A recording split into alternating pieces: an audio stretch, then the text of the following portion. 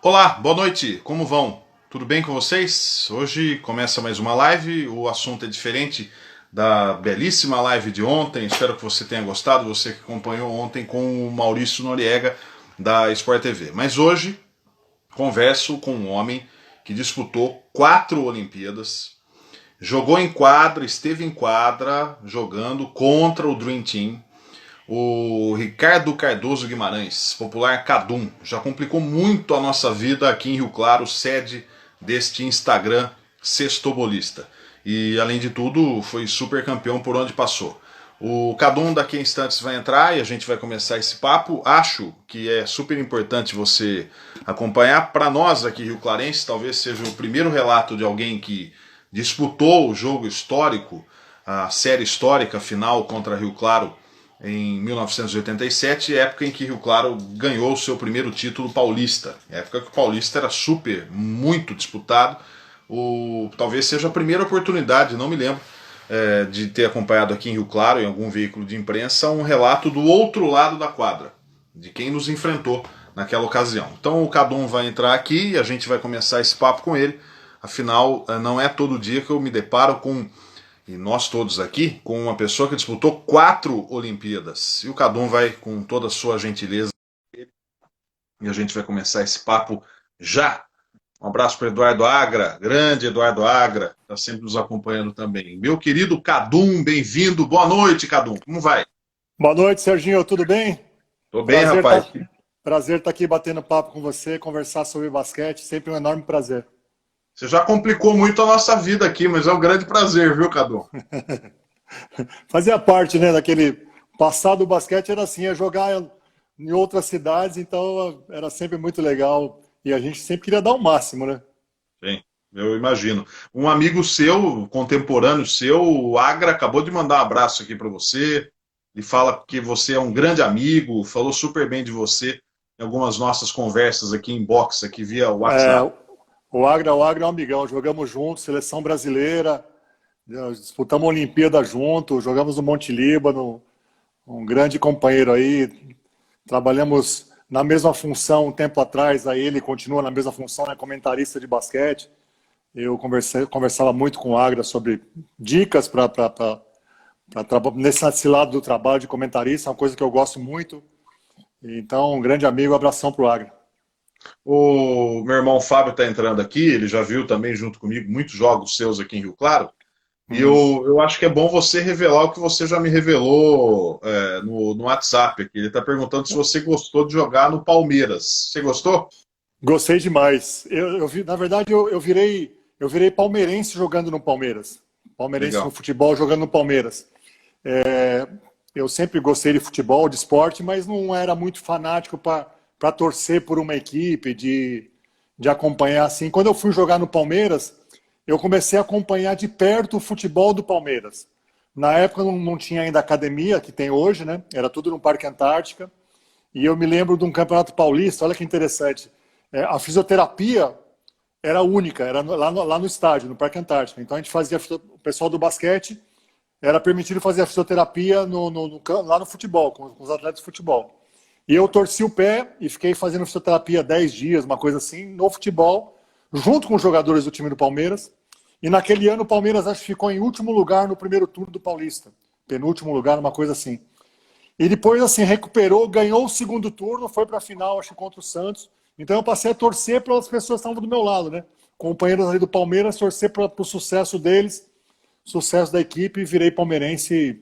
E aí virei palmeirense roxo, né? Hoje sou palmeirense roxo, fanático, de ir em estádio, levar meus filhos. Olha aí, exemplo de sucesso aí, tá aí. Eu palmeirense, pô. É isso aí. É 92, o Palmeiras jogou a final contra o São Paulo Foi São e na Paulo? época, o Otacílio Gonçalves, que veio do Paraná, assumiu, daí reintegrou o Ivaí, daí você viu toda aquela rapaziada lá, né? Sim, sim. Foi muito, Viu foi todo muito bom, aquele época povo. muito boa. E gostei demais de jogar no Palmeiras, grandes companheiros lá, uma equipe que não era, que nunca foi nos anos que eu joguei lá favorita a título, mas era sempre uma equipe que incomodava, ganhava de equipes primeiras colocadas. Então, saudades eternas, saudades muito boas de jogar no Palmeiras. Muito bom. O Rubens Sérgio Francisco, Cadum, meu ídolo, meu amigo, grande abraço. O Rubão tá mandando um abraço pra você. Companheiraço de basquete, master até hoje. Um abração aí pro Rubão. Daqui a pouco estamos de volta na quadra aí. O Rander Seneme, vou ignorar a sua colocação aqui, e um abraço para você, e um abraço para o Eduardo Agra, que disse: tinha que ter algum defeito, dois palmeirenses, fim do mundo, já basta o Pedro na família. Ué, fazer o quê? Né, Agra? Pois é. Vem para nós. Vem para nós, ele que está errado, a gente está certo. Pois é. Ô, Cadum, deixa eu introduzir a nossa live. Deu um probleminha aqui com o Cadum, a gente vai voltar com ele. A internet está caindo normalmente, isso não se assustem, muitas lives por aí, e a gente vai receber daqui a instantes o nosso querido Cadum. Aí, está solicitando aqui a presença, junto com o Fábio também, e a gente vai falar com ele aqui. Só foi a praga do Rander e do Agra, isso aí por isso que ele caiu, certeza. O que aconteceu? Caímos um pouquinho? Você levou um tombo aí por causa da boca larga do Agra e do Rander, viu? Foi. Por causa deles. Faz parte. Vamos lá. Cadum, no início da live eu disse que aqui em Rio Claro, pelo menos, é sede do meu Instagram, aqui em Rio Claro eu não me lembro de algum veículo de imprensa ter entrevistado alguém do outro lado daquele jogo histórico, daquela série histórica que Rio Claro ganhou do Monte Líbano, época que você jogava também no Monte Líbano. Então eu queria usar da sua boa memória para saber um pouco sobre aquela história que foi maravilhosa e foi um dos grandes momentos, talvez, do basquete do estado de São Paulo nos anos 80. Queria que você, se possível, recordasse um pouco daquela final que foi bastante fervorosa, tanto para o lado do Monte Líbano, como principalmente para nós aqui em Rio Claro. Foi uma grande final de campeonato, né? Um campeonato bastante disputado, e o Monte Líbano chegou como favorito à final. Eu me lembro até algumas declarações posteriores à final, né, do Zé Boquinha, dizendo que eles queriam ganhar a semifinal para chegar numa final, até para conseguir um tempo mais de trabalho, assim, um tempo mais de contrato, né? Prorrogar um pouco mais o contrato, então chegar numa final e ganhar a final. Claro que quando você entra num jogo, você está pronto para vencer, mas admitindo o favoritismo do Monte Líbano, né? Mas a equipe de Rio Claro era uma equipe muito bem montada pelo Zé Boquinha, e uma equipe que jogava certo, sabia cada jogador sabia a sua função, e foi uma série bastante disputada. Eu me lembro assim do primeiro jogo, que era um jogo fora, um jogo em Rio Claro, 2 em São Paulo, que nós fizemos no Ibirapuera, e depois mais um em Rio Claro, e se tivesse o quinto, voltaria para São Paulo. O primeiro jogo em Rio Claro, claro que a cidade de Rio Claro inteira dentro do ginásio, que foi um jogo disputado até o final. E eu me lembro assim de um lance no final do jogo, o Paulinho Vilas Boas ia bater um lateral e ele fez tipo uma finta, assim, o cara que estava marcando ele muito próximo, não sei se não vou lembrar quem era, se Almir ou Zanon, alguém assim, e a bola pegou no rosto dessa pessoa, ou no peito dessa pessoa, e foi marcada uma falta técnica. A partir daí, a gente tinha um jogo meio que controlado, né? Se pode se dizer que existe jogo controlado numa final de jogo de basquete. Mas a partir desse lance, Rio Claro cresceu no jogo, passou à frente, dominou o final do jogo e nos venceu muito bem. Isso no jogo 1. A série viria para São Paulo, para 2 jogos, e nesse sentido, o Monte Líbano talvez estrategicamente tenha mandado errado na estratégia de ter mandado jogos no Ibirapuera, que é um ginásio teoricamente neutro, né? Em cima do que o ginásio do Monte Líbano proporcionava, um espaço muito pequeno, para 200, 250 torcedores. Nós mandamos os jogos no Ibirapuera, ainda assim favoritos a ganhar os 2 jogos, mas jogamos um jogo muito bem, e o Rio Claro venceu o terceiro jogo, fazendo 2-1, e levando a decisão para Rio Claro no 4º jogo. Então, esse 4º jogo também muitíssimo disputado, mas aí já com o Rio Claro consciente de que poderia ser campeão. Talvez diferente do que tenha entrado no primeiro jogo, mas o 4º jogo lá em Rio Claro, também com gente saindo pelo ladrão do ginásio, muito, muito cheio. Rio Claro começou a partida de maneira diferente. E o lado psicológico do esporte, do basquete em particular, que é muito cheio de alternativas, é super importante, né? E nesse jogo 4, que era decisivo para Rio Claro, e não para nós não decisivo, né, que a gente precisava empatar a série, Rio Claro estava melhor psicologicamente no jogo. E venceu e dominou essa partida e ganhou bem o jogo e foi campeão com todos os méritos. Eu me lembro assim do meu sentimento pós-jogo, na volta para São Paulo, né, de ônibus. A gente estava assim, entre triste e aliviado de ter terminado a série. Né? O time do Nordeste estava vindo numa pegada muito grande e a gente, claro que queria ganhar o título, mas quando acabou, a gente talvez não tivesse forças para um quinto jogo. Né? Então a gente estava assim, entre triste e aliviado. Mas foi uma final sensacional naquele ano. Mas vocês em algum momento chegaram a pensar, poxa, o nosso time mais completo, exemplo, o nosso time tem mais jogadores de seleção, ou não se pensa nisso numa final? Você pensa nisso antes, né, Serginho? Durante os intervalos, mas durante o jogo, a hora que você entra no. E durante o jogo, não falo só na hora que a bola sobe, a hora que você entra no clima do jogo, né? Quando você se concentra, que você está indo para o ginásio, você está em vestiário, aí você já não está pensando mais, aí você pensa só em fazer o seu melhor, em tentar anular os fortes do adversário. Então, nos intervalos, a gente, até em conversas e reportagem, a gente tinha consciência, e não vou ser hipócrita de falar isso, que o Monte Livre não era um time melhor no papel do que era Rio Claro na época, mas isso aí já está mais que provado durante os últimos séculos do esporte, sempre acho que vai ser assim.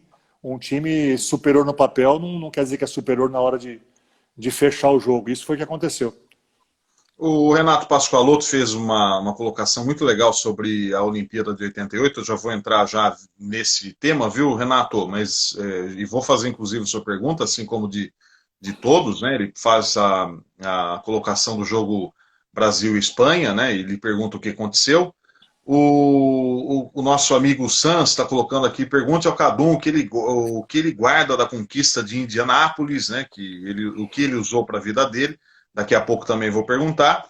Mas eu vou aproveitar então já entrar no tema das Olimpíadas. Um abraço para o meu amigo Ricardo Borim, que estava lá em 87, coisa linda, ele falou aqui em Rio Claro. Certamente também tem o mesmo sentimento que o nosso, né? Eu falei isso para você no seu WhatsApp, que quantas vezes a gente saía do ginásio Felipe Caran aqui em Rio Claro, pensando, pô, o Cadum arrebentou o jogo, o Cadum encheu o saco, o Cadum foi isso, o Cadum foi soda, né? Um monte de coisa a gente falava. Sua orelha queimou muito aqui em Rio Claro Acho também. que sim. O Cadum, sobre 4 Olimpíadas, acho que são poucos atletas em esportes coletivos que têm esse, vamos dizer, troféu que você tem, né? 4 Olimpíadas é algo não tão comum. Em 80, 84, 88 e 92. Sim. Eu queria começar falando da Olimpíada de 80 e também eu vi muitas fotos suas no seu Instagram. Aliás, é muito legal o seu Instagram, parabéns. Fotos suas da cerimônia de abertura ou do encerramento. Queria que você falasse sobre toda essa mística e o que foi para você estar no meio de um monte de feras lá e jogando uma Olimpíada. Bom, primeiro que eu venho de uma família de esportistas, né, de atletas. A minha mãe jogou na seleção brasileira nos anos 50, eu sou sobrinho da Maria Helena, que foi jogadora e técnica da seleção. Tia jogava basquete, meu avô jogava futebol, eu tenho um tio que foi profissional de futebol na Ferroviária, no 15 de Jaú, então a minha família é toda de atletas. E meus pais jogavam basquete, eu era sócio, jogava no Pinheiros em São Paulo, eu era sócio do Pinheiros, comecei a jogar basquete lá. E eu tinha um sonho de jogar na seleção brasileira e de disputar uma Olimpíada. Né? E claro que muitas coisas têm que coincidir para que isso aconteça, né? Não basta só o talento da pessoa, mas coincidir de, às vezes, mudança de geração, você conseguir superar alguém que já está na seleção. E eu consegui chegar nessa Olimpíada com muito novo, com 20 anos, 19 para 20 anos. Mas antes de ir para a Olimpíada, eu tive uma enorme frustração que eu fui cortado do pré-olímpico para classificatório para essa Olimpíada, e fui o último corte nesse pré-olímpico, e o Brasil foi para o pré-olímpico, que foi em Porto Rico. O Brasil não se classificou, classificavam 3, o Brasil ficou em 4º lugar, perdeu para Porto Rico, Canadá e Argentina, e depois veio o boicote da Olimpíada de 80, dos Estados Unidos. Esses 3 países não foram, Canadá, Porto Rico e Argentina, e convidaram o 4º país, que era o Brasil, e o 5º, que era Cuba, etc. E nós fomos para a Olimpíada. Nessa preparação para a Olimpíada, eu tenho sido o último corte há um mês antes, os jogadores de Franca não se apresentaram para a seleção. Eles não quiseram ir, eles abriram mão de ir para a Olimpíada por desacordo com o que tinha acontecido no pré-olímpico, etc. Não, nem lembro quais eram os verdadeiros motivos. Então eu fui me apresentar para a Olimpíada no novo grupo já com grande chance de permanecer na equipe, já que tinham saído alguns e eu tinha sido o último corte, né? Então eu acabei indo para a Olimpíada, minha primeira Olimpíada, e foi uma emoção enorme de participar de tudo. Você comentou da foto que eu tenho no Insta dessa abertura, foi uma das coisas mais sensacionais que eu já participei na minha vida. A abertura de uma Olimpíada é linda, e essa primeira foi bem sensacional. E foi uma Olimpíada que eu, apesar de ter jogado pouco pela juventude, consegui participar bastante do grupo e conviver com feras do basquete brasileiro. E a partir dali que eu entrei realmente no grupo e na seleção brasileira. Então foi uma Olimpíada que eu trago enormes e sensacionais lembranças. Joguei com a geração de Marquinhos, de Carioquinha, de Adilson. E o Marquinhos está aqui, está online aqui. É boa chance de você falar que ele usava muito cotovelo, viu, Cadu? No outro dia, né, Serginho, na live dele, ele falou: não fui eu que te ensinei. Você, Marquinhos, foi um dos meus belos e bons professores, viu? Grande abraço para o Marquinhos. Jogamos 2 Olimpíadas juntos, jogamos juntos no Sírio. Os maiores pivôs, se não o maior pivô do basquete brasileiro. É fantástico. Uma pessoa com um coração enorme, né? Uma pessoa incrível, né? Muito gentil, muito educado, aura boa, né? Sem dúvida. Uma pessoa especial. Você acompanhou então a abertura, não o encerramento da Olimpíada, né? Vou tentar puxar pela memória. Eu acho que no encerramento de Moscou eu estava também. No encerramento é mais fácil a gente estar porque os jogos já acabaram, né? Eu tenho a impressão que teve uma Olimpíada que eu não fui na abertura, talvez de Seul, não vou me lembrar aqui, o Barcelona, mas essa de Moscou eu acho que eu estava assim na abertura e no encerramento. Um abraço para o Rafael Hetzheimer, também grande pivô, grande jogador de basquete. Meu ex-atleta juvenil lá no Coque. Legal. Quando começou a entrar no adulto do Coque, grande pivô brasileiro. Hoje, um do destaque do basquete brasileiro, Rafael. Um abração. Canela. Muito bom. Pede muito palmito, bom como eu chamo ele. Muito bom pivô aproveito e digo que arrebentou numa partida contra a Argentina, contra o Escola, né? Sim. Detonou o Escola, jogou muitíssimo bem. Feríssima. Muito bom. O Cadum, aproveitando então sobre Olimpíadas, 84 e 88, qual recorte que você pode nos falar a respeito dessas 2 Olimpíadas? Bom, 84, o Brasil, pelo menos para nós, atletas e o grupo de basquete, a gente chegou nessa Olimpíada com grandes chances de disputar medalha, né? Aliás, todas as Olimpíadas que eu fui, as 4, nós tivemos grandes chances de beliscar a medalha. Especificamente essa de 84, nós tivemos um pré-olímpico em São Paulo impecável, ganhamos de todo mundo, classificamos invictos no pré-olímpico. Fomos para a Olimpíada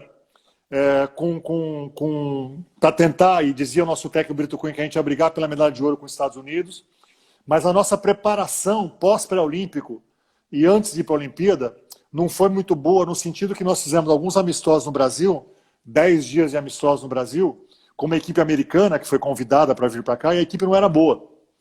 Então era jogo que a gente ganhava de 30, 40 pontos. Fizemos 5 ou 6 jogos com eles durante esse período, rodando pelo Brasil. Então a gente treinava muito pouco, jogava com eles, jogo muito fácil, a equipe acabou se descondicionando um pouco. Também fomos para a Olimpíada de Los Angeles um pouco antes do tempo, porque o Brito Cunha achava que a gente devia ir antes para aclimatar todo. E a Olimpíada, você não tem muito espaço para treinar, não tem muito tempo para treinar. A gente acabou perdendo um pouco mais de condição. Por outro lado, nossa vila, que era na UCLA, nosso alojamento ficava em frente ao refeitório. Refeitório aberto 24 horas. Então a gente acabou, alguns jogadores saindo um pouco do peso até. E isso a equipe perdeu mais condições. Quando começou a Olimpíada, nós jogamos de igual para igual com todo mundo do grupo, Iugoslávia, Itália, Austrália, Alemanha, mas perdemos, não conseguimos fechar o jogo. E não classificamos entre os 8. Foi a pior colocação da minha geração em Olimpíada, ficamos em 9º, né? Fomos buscar depois o 9º lugar. Então essa de 84 foi ruim, a decepção, assim, como eu falei, em 80 eu joguei muito pouco, entrei só em 2 jogos, mas em 84 eu já era efetivo no time, já fazia parte da rotação, e senti bastante esse lado de da equipe ter ido mal, né, na Olimpíada. Então é o que me marca de ter ido mal. Mas a Olimpíada em si foi sensacional, foi muito bem organizada, a cidade de Los Angeles e o local que a gente estava, as instalações, mesmo tendo o boicote de alguns países socialistas, foi uma Olimpíada ímpar, assim, no que diz respeito à organização e à qualidade de tudo. Então, só a parte técnica nossa do Brasil que deixou um pouco a desejar, mas é uma Olimpíada que me traz, vou falar que não traz recordações boas, claro que traz, todas elas trazem, e essa só esse desgosto de ter terminado em nono lugar. O Rafael Hetzheimer coloca aqui, monstro Kadum, obrigado por tudo, pelos ensinamentos, que me ajudou a chegar a ser um grande jogador. Tá aí, ó, olha Isso, só. é isso. Fico feliz de ter ajudado e eu me lembro que a gente jogava com o juvenil e eu tinha dois pivôs grandes, que era o Ricardo e o Fábio, e o Rafael também grande. Eu falei, você vai jogar e você vai marcar em cima numa marcação por zona, vai jogar de 3, bem em cima, vai jogar e vai abrir e pode arremessar de 3 o que você quiser. E ele meio assustado, mas começou a arremessar de 3 ali. Hoje é talvez um dos melhores arremessadores do basquete brasileiro de 3, um pivô que abre para chutar, que tem técnica.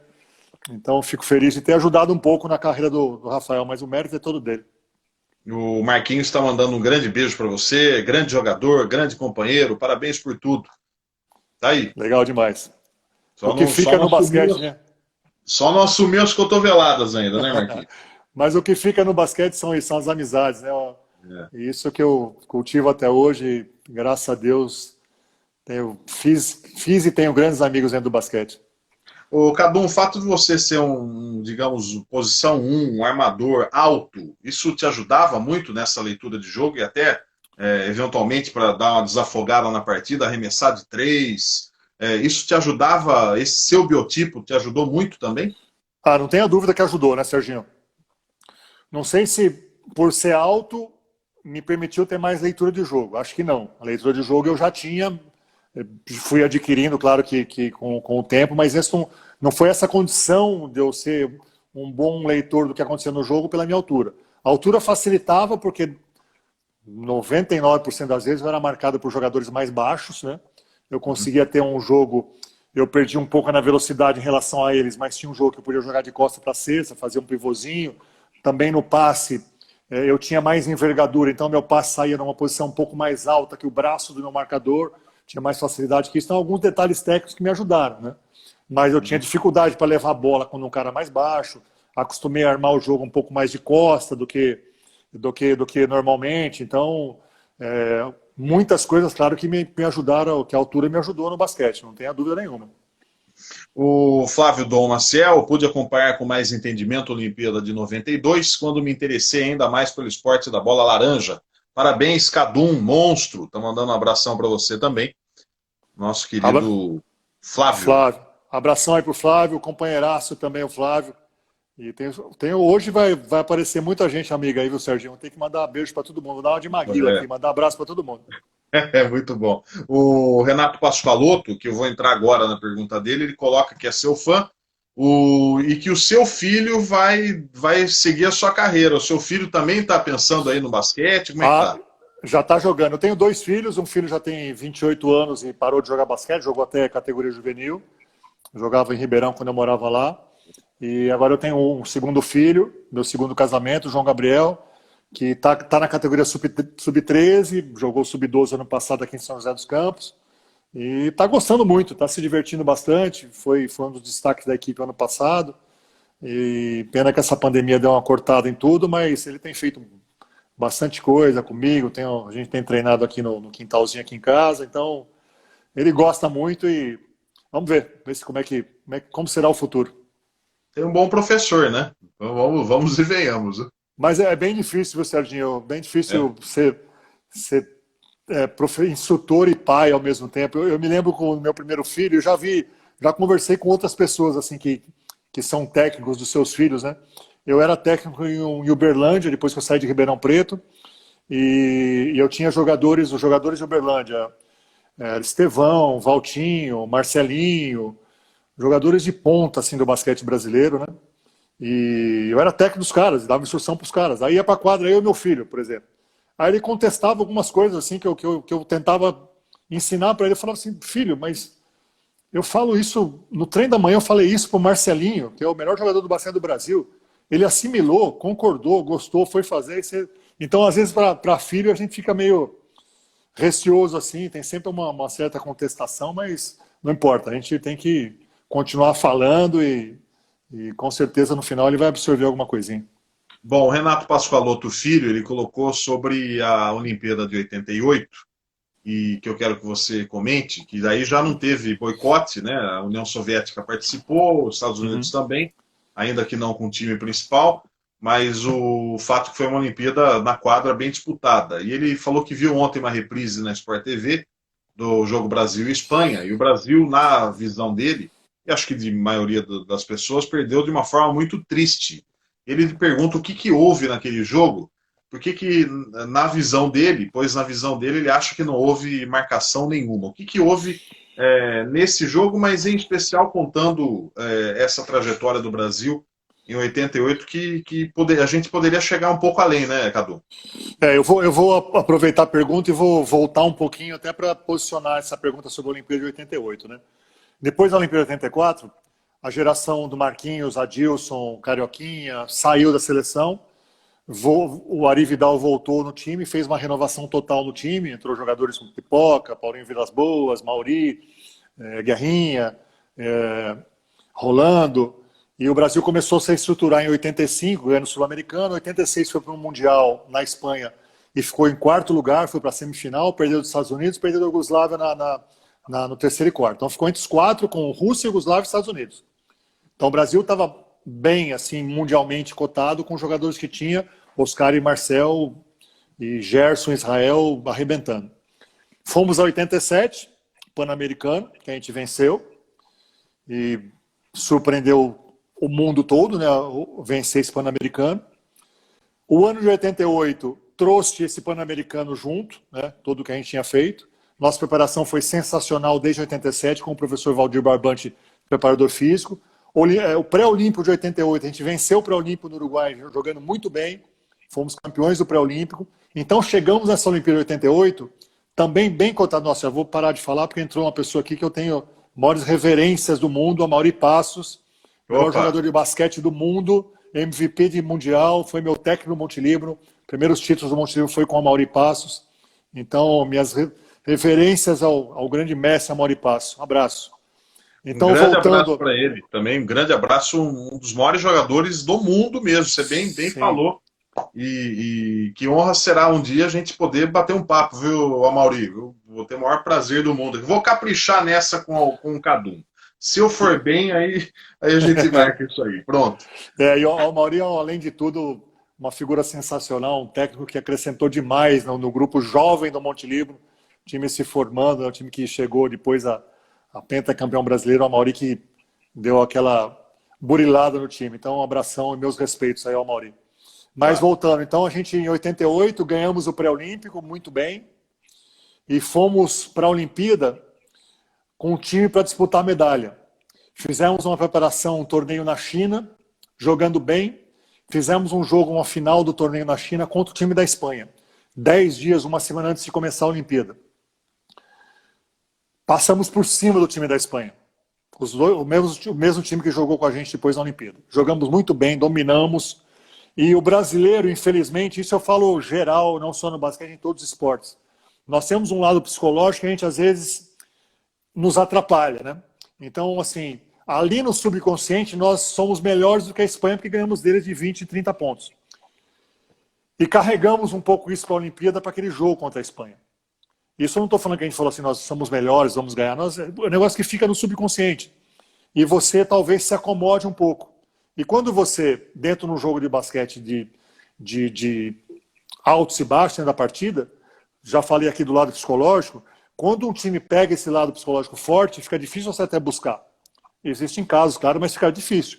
A Espanha, nesse sentido, nos dominou nesse jogo da Olimpíada, né? E nós perdemos um jogo, era o último jogo da fase, já estava classificado, mas esse jogo da Espanha determinava pegar o primeiro colocado da outra chave ou pegar o terceiro. Seria pegar nas quartas de final União Soviética ou pegar a Austrália. a gente perdendo pegaria a União Soviética e ganhando pegaria a Austrália. Não que assim, se ganhasse, o jogo com a Austrália seria mais fácil do que foi a União Soviética. Sim. Mas, de qualquer maneira, fomos jogar umas quartas de final com a União Soviética e foi um jogão lá e cá, uma excelente partida do Israel, do Gerson, o Oscar jogou muito bem, né? O Oscar nessa Olimpíada arrebentou, média de 40 e tantos pontos na Olimpíada. E nós perdemos 5 pontos nesse jogo. O Oscar fala que é um lance que ele se lamenta muito na carreira dele, que ele tomou decisão errada no momento final, que ele tinha uma bola de 3 pontos e não arremessou e acabou cortando, indo para 2, errou, não que ele fosse acertar de 3, mas o time que estava na quadra estava preparado nesse momento para aquele arremesso de 3, Oscar. Então os jogadores já posicionando para rebote, era o jogo que a gente fazia já, o grupo já sabia desse jogo, estava todo mundo acostumado com isso. Quando ele tomou essa decisão de não chutar de 3 e ir para 2, isso é coisa de décimos de segundo, também o time ficou sem rebote, porque a gente vai para o rebote de bola de 3, o chute de 3 não sai, você é obrigado a voltar e perde esse ritmo, né, de ir para o rebote. Então daí erramos a bola, a União Soviética pegou o rebote, foi para o ataque, fez a cesta ainda e acabou 5 pontos para eles. Aí então perdemos a chance nessa Olimpíada de disputar a medalha, né? Se ganha esse jogo a gente tinha 2 chances de disputar a medalha, né? Semifinal, e se perde tem terceira e quarta, então o Brasil depois teve que se remontar para disputar de quinto a oitavo e conseguiu ficar em quinto lugar. Então foi uma Olimpíada também bastante disputada, né? A Olimpíada, você falou dos Estados Unidos, não era o principal time, não era o time profissional, né? Mas era o principal time amador dos Estados Unidos, era o melhor que os Estados Unidos podia levar para a Olimpíada naquela época.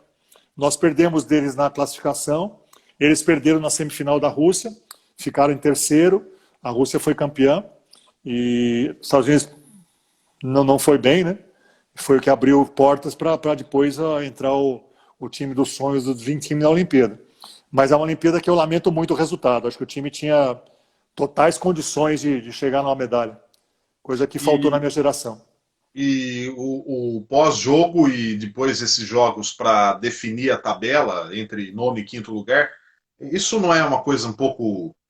Não fica algo empurrado, mesmo sendo uma Olimpíada, vocês disputarem esse, vamos dizer, torneio que nem de consolação só para ver o que vai ser ao final da tabela, ou o pensamento é diferente? Eu tô me lembrando aqui de uma conversa que eu tive com uma atleta russa que falava inglês na Olimpíada de Moscou, voltando do desfile de encerramento, né? E ela falou assim, como é que vocês foram? Eu falei, a gente terminou em quinto lugar. Mas qual que era a ambição de vocês? Eu falei assim, a ambição? Não sei. Não sei se nós viemos aqui para ser terceiro, se viemos para ser quarto, se o quinto lugar tá bom. Porque você veio para ser sexto e você terminou em quinto, tá legal. Você veio para ser terceiro e terminou em quinto, tá horrível, né? Então eu fiquei com isso na cabeça. Então essa Olimpíada de Moscou, de Seul, desculpa, em 88, eu fiquei no pós-jogo com essa sensação. Nós viemos aqui para mais. O nosso time é mais do que quinto a nono, quinto a oitavo, tá? Então a gente queria mais. Então o pós-jogo, nesse sentido, foi assim, muito triste, né? Mas como grupo, e daí depende muito das suas lideranças, né? Liderança do técnico, assistente, e liderança dos jogadores que estão junto com você, faz parte dessa remontagem, né? A gente tem mais 2 jogos para fazer. O quinto lugar, tá todo mundo triste, eu sei, eu entendo, mas o quinto lugar é muito melhor do que o oitavo. Sim. Então vamos brigar, porque nós lutamos para estar aqui, não temos mais chance de ficar entre os 4, mas a gente pode ser quinto. E felizmente, dentro disso, eu consegui 3 vezes quinto lugar na Olimpíada, perdendo desse lado da quarta final, e o time conseguiu se remontar e ficou em quinto, quer dizer, ficar entre... Hoje, você pensar isso, ficar entre os 5 do mundo é um negócio pesado, né? Um negócio para se comemorar. Então, nessa Olimpíada de Liceu aconteceu isso. Das 3 Olimpíadas que a gente comentou agora, que você contou, 80, 84 e 88, então a que você foi esperando voltar com uma medalha, pelo menos, seria a de 88. Mais, né? Em 88 em primeiro lugar, e 84, assim, mais a gente também esperava, mas a gente estava enganado, assim, estava meio iludido com o que podia fazer. Em 88, com certeza, a gente achava que o time estava no momento e o grupo maduro no momento para beliscar uma medalhinha. E teve algum caos curioso dessas 3 Olimpíadas? Ah, teve muitos, né? Teve casos assim Porque casos eu tenho uma vendo o seu Instagram, é. eu tenho uma muito boa que acho que você nem vai. Acho que esse ombro aqui, seu lado do ombro direito aqui, você nem por muito tempo É, lavou esse ombro aqui, porque o Dustin sim. Hoffman colocou a mão aqui, né, rapaz? Pois é, esse é um lado legal, né? Em Los Angeles estava vivendo a Olimpíada, mas a gente tava na UCLA, que é um bairro super legal de Los Angeles, onde fica a universidade. E em frente tinha chamava Westwood Boulevard, uma avenida assim. E a gente saía muito ali para comer, para tomar um sorvete, fazer compras e tal. E esse dia a gente estava numa loja de eletrônicos, uma loja pequena assim de eletrônicos, a gente estava no balcão, uns 3, 4 jogadores, e mais uns 3, 4 estavam na calçada esperando a gente sair. E de repente um cutuca o outro, dá uma olhada quem está do seu lado no balcão. A gente olha assim, e a gente conhecia, né? Reconhecível. Dustin Hoffman, nossa senhora, que coisa, um ator assim famosíssimo, né? Aqui do nosso lado, comum assim de sandália, comprando sei lá, um LP, alguma coisa, daí pedimos para tirar foto com ele, muito simpático, tirou foto com todo mundo, então, e naquela época que foto era um negócio, né? Mandava revelar depois, e sem saber se a foto ficou boa ou não. Então, Sei mesmo. e essa foto eu guardo com muito carinho, essa foto aí. Talvez ele não se lembre. Quando eu postei a foto, eu até marquei o nome dele, Dustin Hoffman oficial, mas não tive nenhum retorno. Vamos aguardar aí, vamos subir uma Humildemente, né? hashtag. Mas nós gostamos muito de fazer isso e a Olimpíada é um negócio legal, né, Serginho? Porque você tá do lado de pessoas, até do Dustin Hoffman foi extra esporte, mas no esporte, né, dentro de uma Vila Olímpica, você está convivendo com caras que estão do seu lado, andando na calçada do seu lado.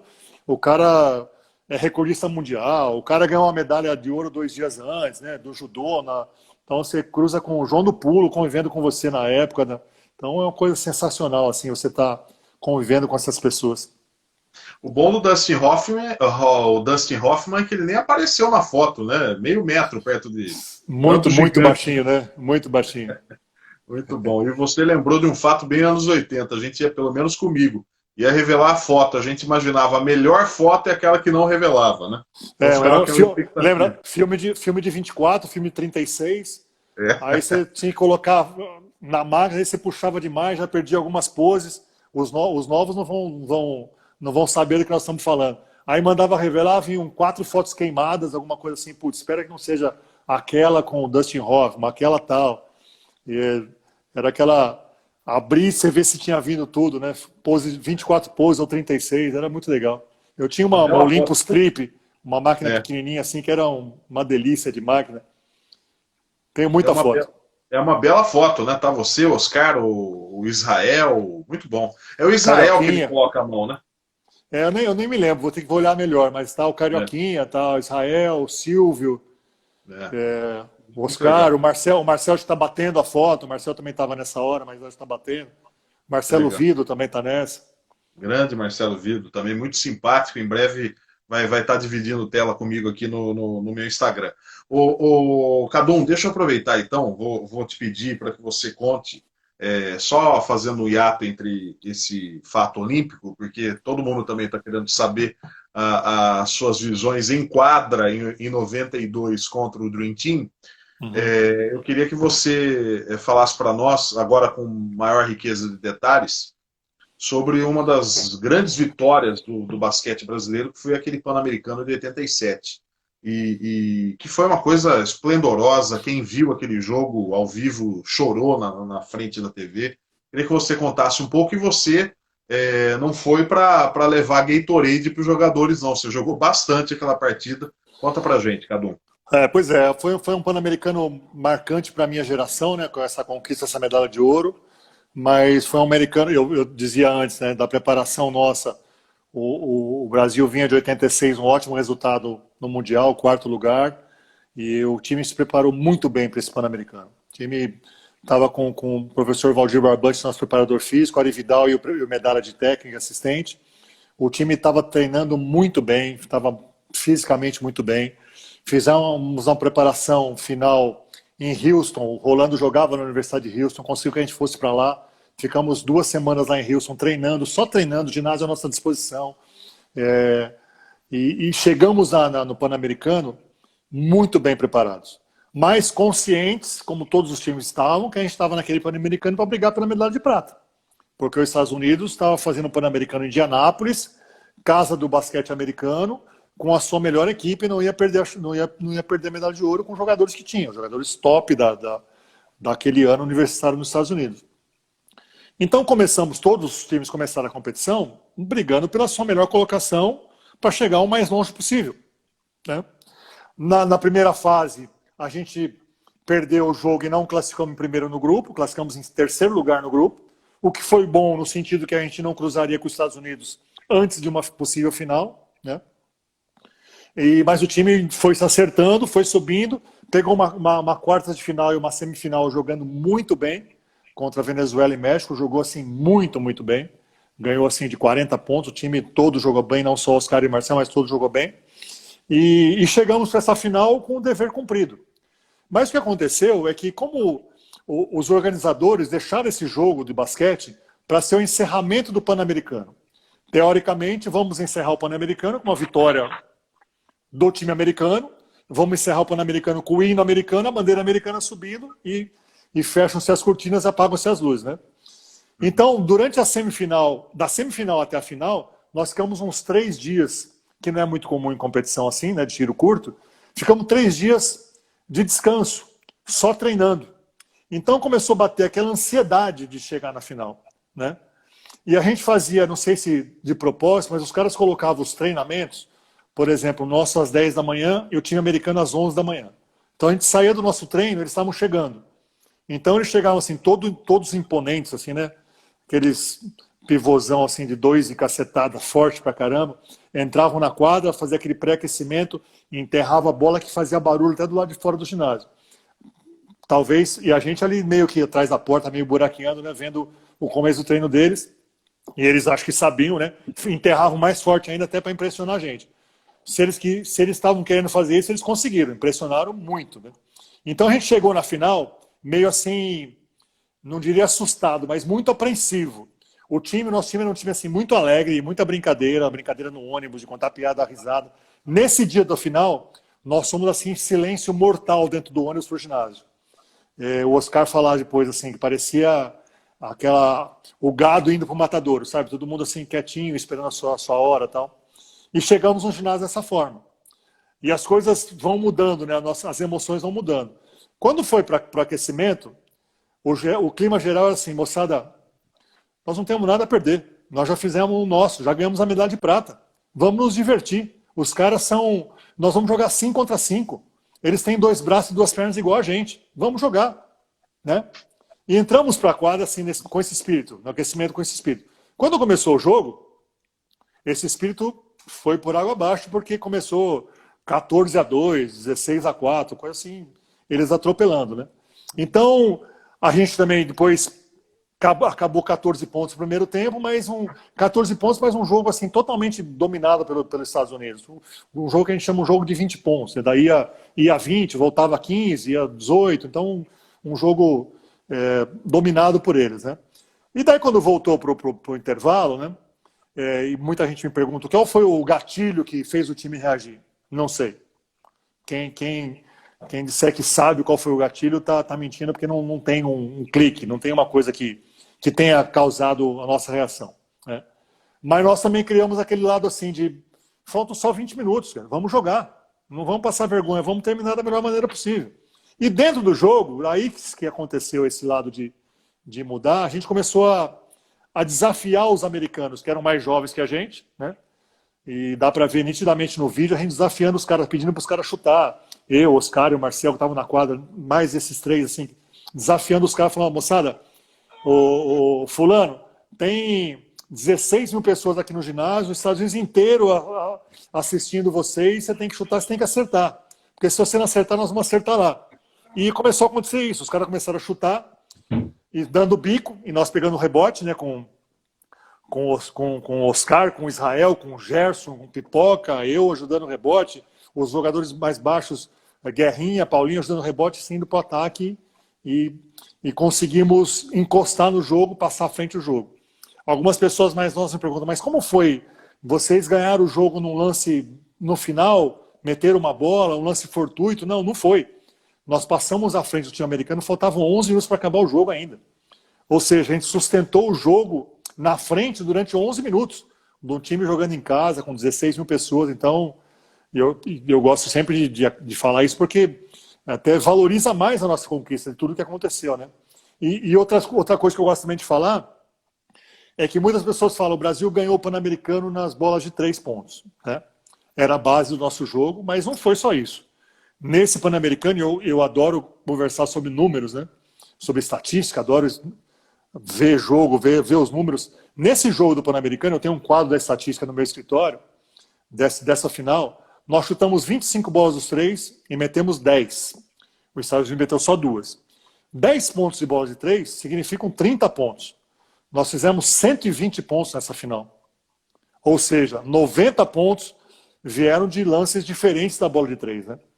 Então, eu costumo dizer que é muito simplista dizer que a gente venceu pela bola de 3. Fizemos muito mais. E daí o que, nesse final de jogo, foi uma emoção assim enorme, assim, eu sinto um negócio vivo, assim, sabe, Serginho? Parece um negócio, a gente conversando, parece que aconteceu a semana passada para mim. Eu trago dentro assim do PEI, nós temos todos isso, né? Nós temos um grupo do PAN que a gente conversa regularmente, estamos sempre nos encontrando, e anualmente a gente faz às vezes um encontro para comemorar o PAN, né? E a gente conversa sobre isso. E foi muito legal nesse grupo, que as coisas de um mês atrás, ou um mês e meio atrás, esse negócio da pandemia, que reprisaram essa final. E nós, dentro do grupo, conversamos no grupo de WhatsApp como se a gente fosse jogar mesmo a final naquele dia. Isso aconteceu há um mês atrás. E conversando assim, ó, precisamos descansar bem à tarde por causa do jogo, o jogo vai ser pesado, sabe? Ô, Israel, você precisa fechar o cara corta para esse lado, conversando do jogo, né? E durante o dia começou a dar uma ansiedade na gente, né, sabe, do jogo. E eu, durante o jogo, assistindo aqui com a minha esposa e com o meu filho, minha esposa também é jogadora de basquete, meu filho é jogador de basquete, assistindo o jogo, ficamos numa ansiedade assim de...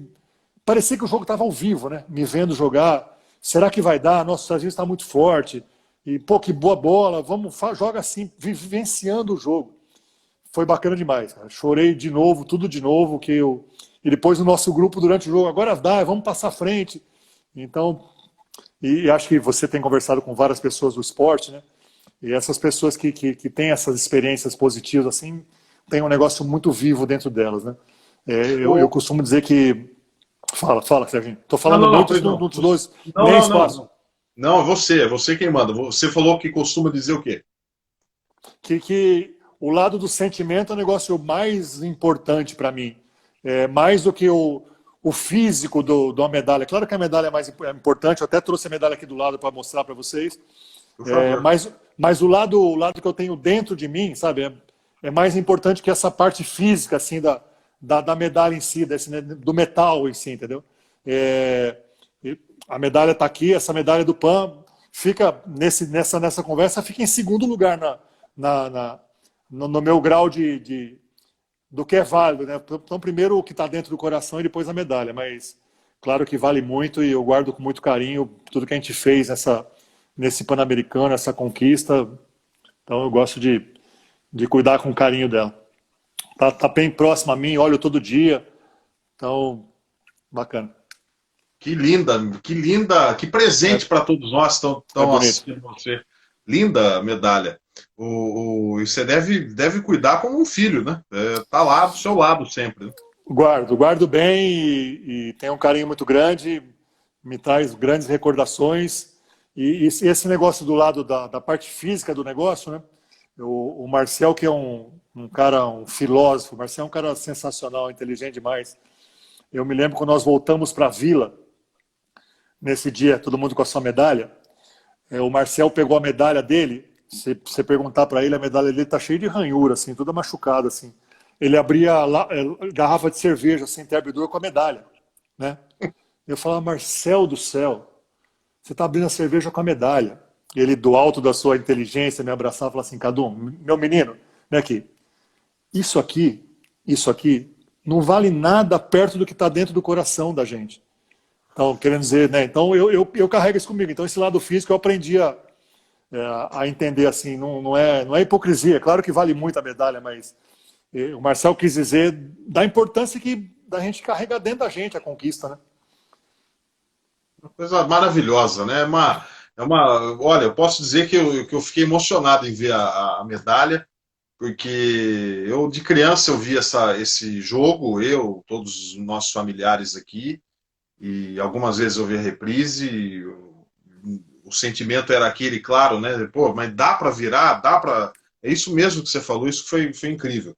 E a vitória te fez mudar, vamos dizer, o seu comportamento em quadra, em termos de partidas, digamos, difíceis. Você pensar, pô, pera lá, eu tava em quadra quando a gente virou contra os Estados Unidos aqui, eu também vou comer a bola. Mudava um pouco, girou um pouco mudou um pouco essa sua chave, Cadu? Não, para ser sincero, eu acho que não foi isso que mudou a minha chave. Eu acho que a minha chave é a chave de todo atleta. Eu comecei a jogar basquete regularmente com 11 anos, né? Então, na minha carreira de categoria de base, categorias adultas, eu sempre tive altos e baixos no basquete e dentro de partidas também. Então você vai aprendendo que a superação no esporte é muito válida, né? Então essa foi um exemplo, né? Mas eu já tinha tido outras, talvez não tão grandiosa, tão do que representou para o basquete brasileiro e mundial essa conquista do PAN, mas o esportista acaba vivenciando isso no seu dia a dia, né? De superação até num treino ou num jogo que vale menos do que uma final. Então eu diria que não foi isso que mudou a minha maneira de atuar, né? De entender que a superação tinha que ser uma coisa viva, como se fosse o uniforme do atleta. Assim, isso até hoje eu tenho isso. Então talvez eu tenha carregado na minha carreira inteira, e o Pan-Americano, claro que ajudou muito, desse lado de superação. O Eduardo Agra, a gente conversa muito, tive um prazer enorme de fazer uma live com ele e a partir dali poder dividir boas histórias e bons conhecimentos com ele. Ele fala que você era muito competitivo em quadra, você suava o sangue mesmo. E aproveitando aqui, a Márcia Cardoso é sua esposa? Minha irmã. Sua irmã. Então, aproveitando aqui para a Márcia Cardoso e para tanta gente, nesses tempos de pandemia, uma coisa que não pôde faltar aí na sua família, na sua casa, foi flanela para limpar essa medalha aí, né, Cadu?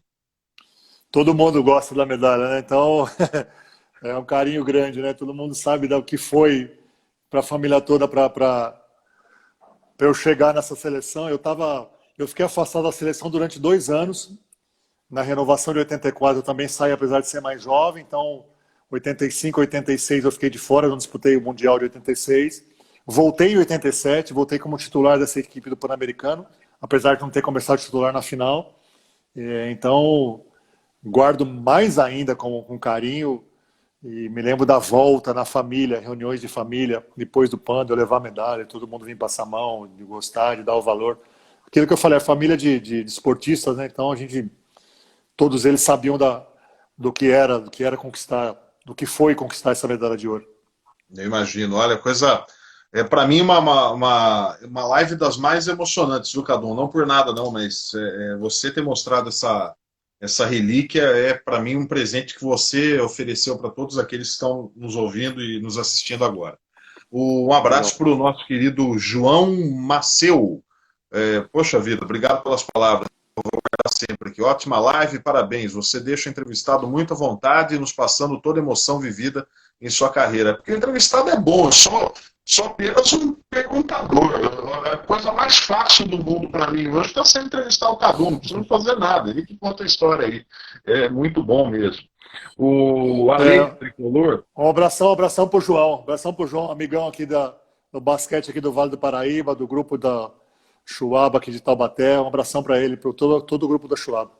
Eu quero mandar um abraço para o Leonardo Marcondes, que é o homem que nos deixou bonito na foto da live, viu, Cadu? Ficou bom. Caprichou, parabéns a ele, ele é um artista mesmo, né? Você tudo bem, mas para mim ele está deixando caprichado. Que é isso. Bondade sua, né, Serginho? Que é isso. Boa, você deixou a gente elegante. Parabéns ao Leonardo Marcondes, que bondade. O Ale Tricolor, aquela vitória do Monte Líbano contra o Corinthians, com uma cesta sua no último segundo, também foi um título inesquecível. E deve ter sido um momento incrível para você, né? Não tenha dúvida. O Montenegro tinha sido campeão com o Mauri em dezembro de 82, primeiro título brasileiro. Essa final foi em fevereiro de 83, final do Paulista, né? O Paulista tinha até mais força que o brasileiro naquela época. E final no Ibirapuera lotado contra o Corinthians, 99% de corintianos no Ibirapuera. E eu fiz a cesta no último segundo, depois de um pula dois, naquela época tinha pula dois no ataque. Também guardo com muito carinho aquela vitória. E também viramos irmãos aquele grupo ali do Monte Líbano, com essa conquista com outras. O Mauri era o técnico.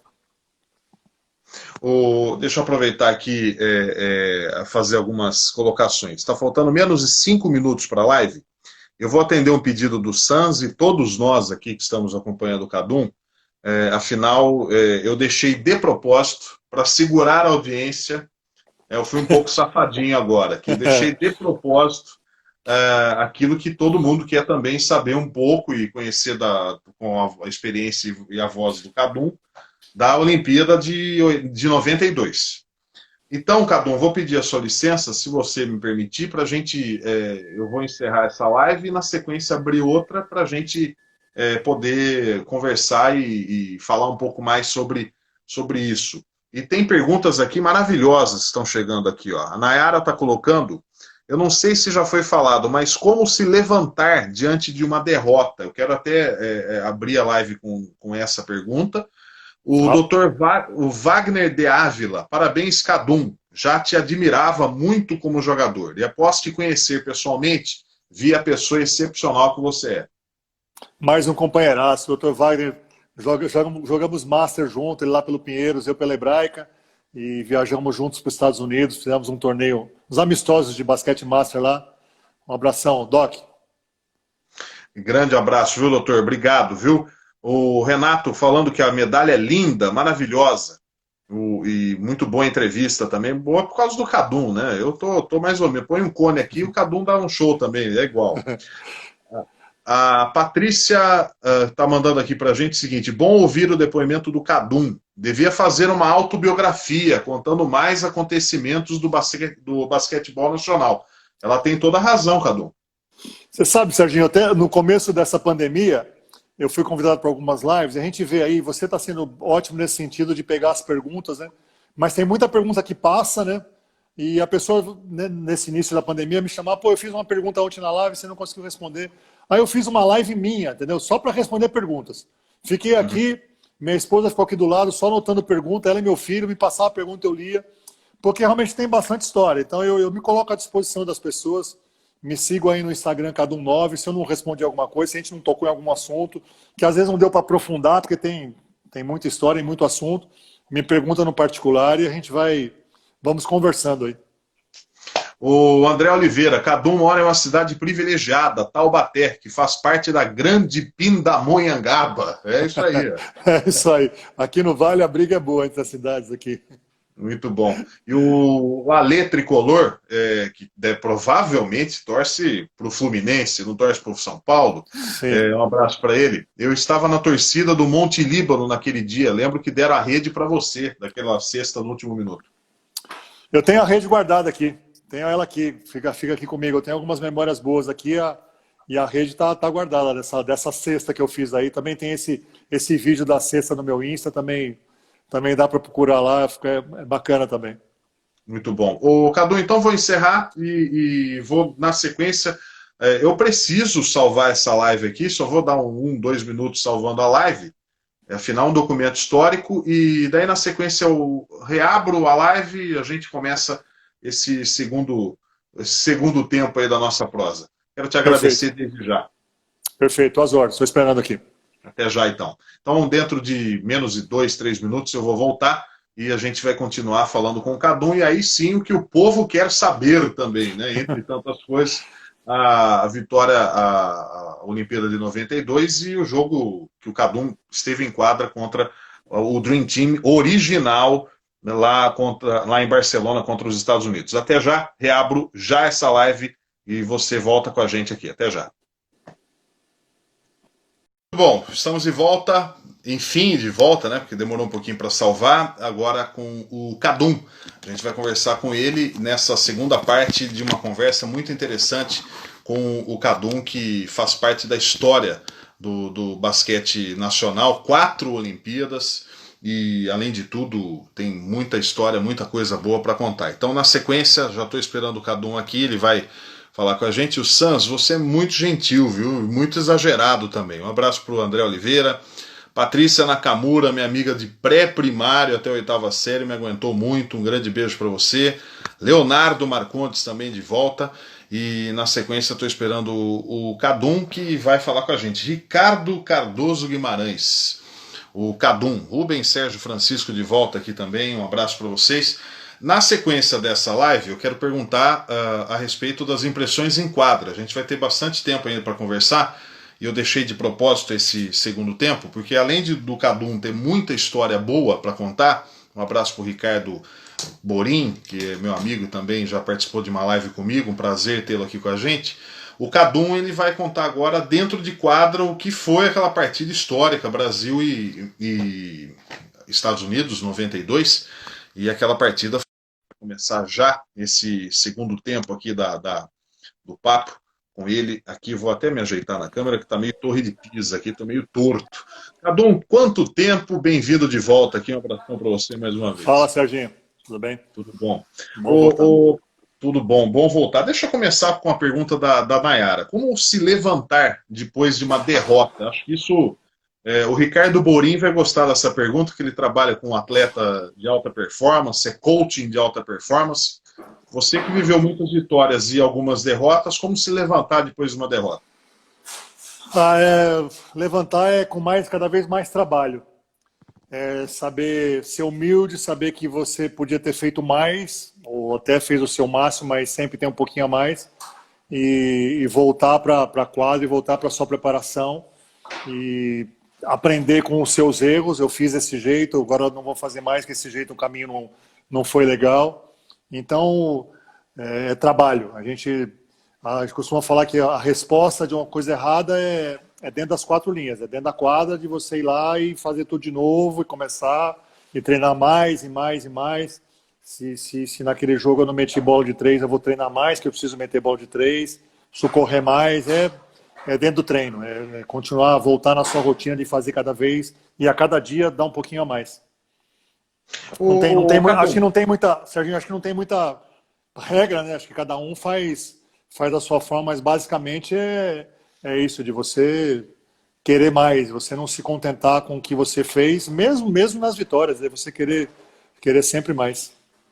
Mas já teve derrotas que deixou você sem dormir alguns dias. Você lembra de alguma?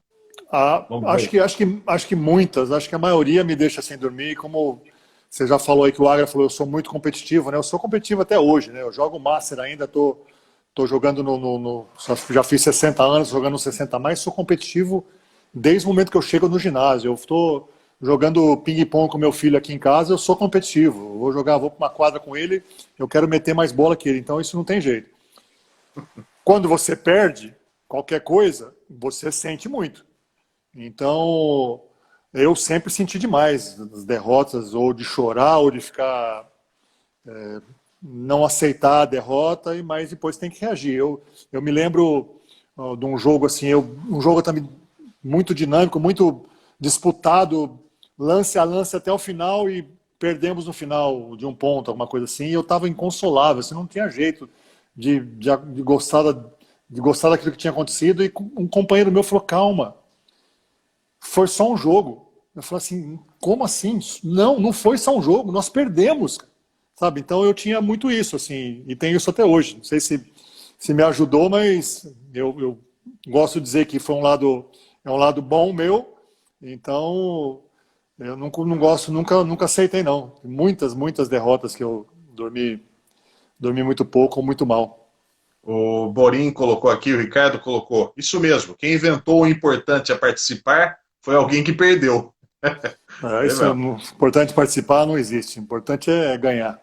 Espírito olímpico, fair play, não tem essa não, é porrada mesmo. Né? Eu estava aproveitei o tempinho para entrar e fui buscar a rede que o Olha nosso lá, amigo falou aí, essa aqui é a rede que lá do legal, valeu, Ibirapuera, da final do Paulista que eu fiz a sexta.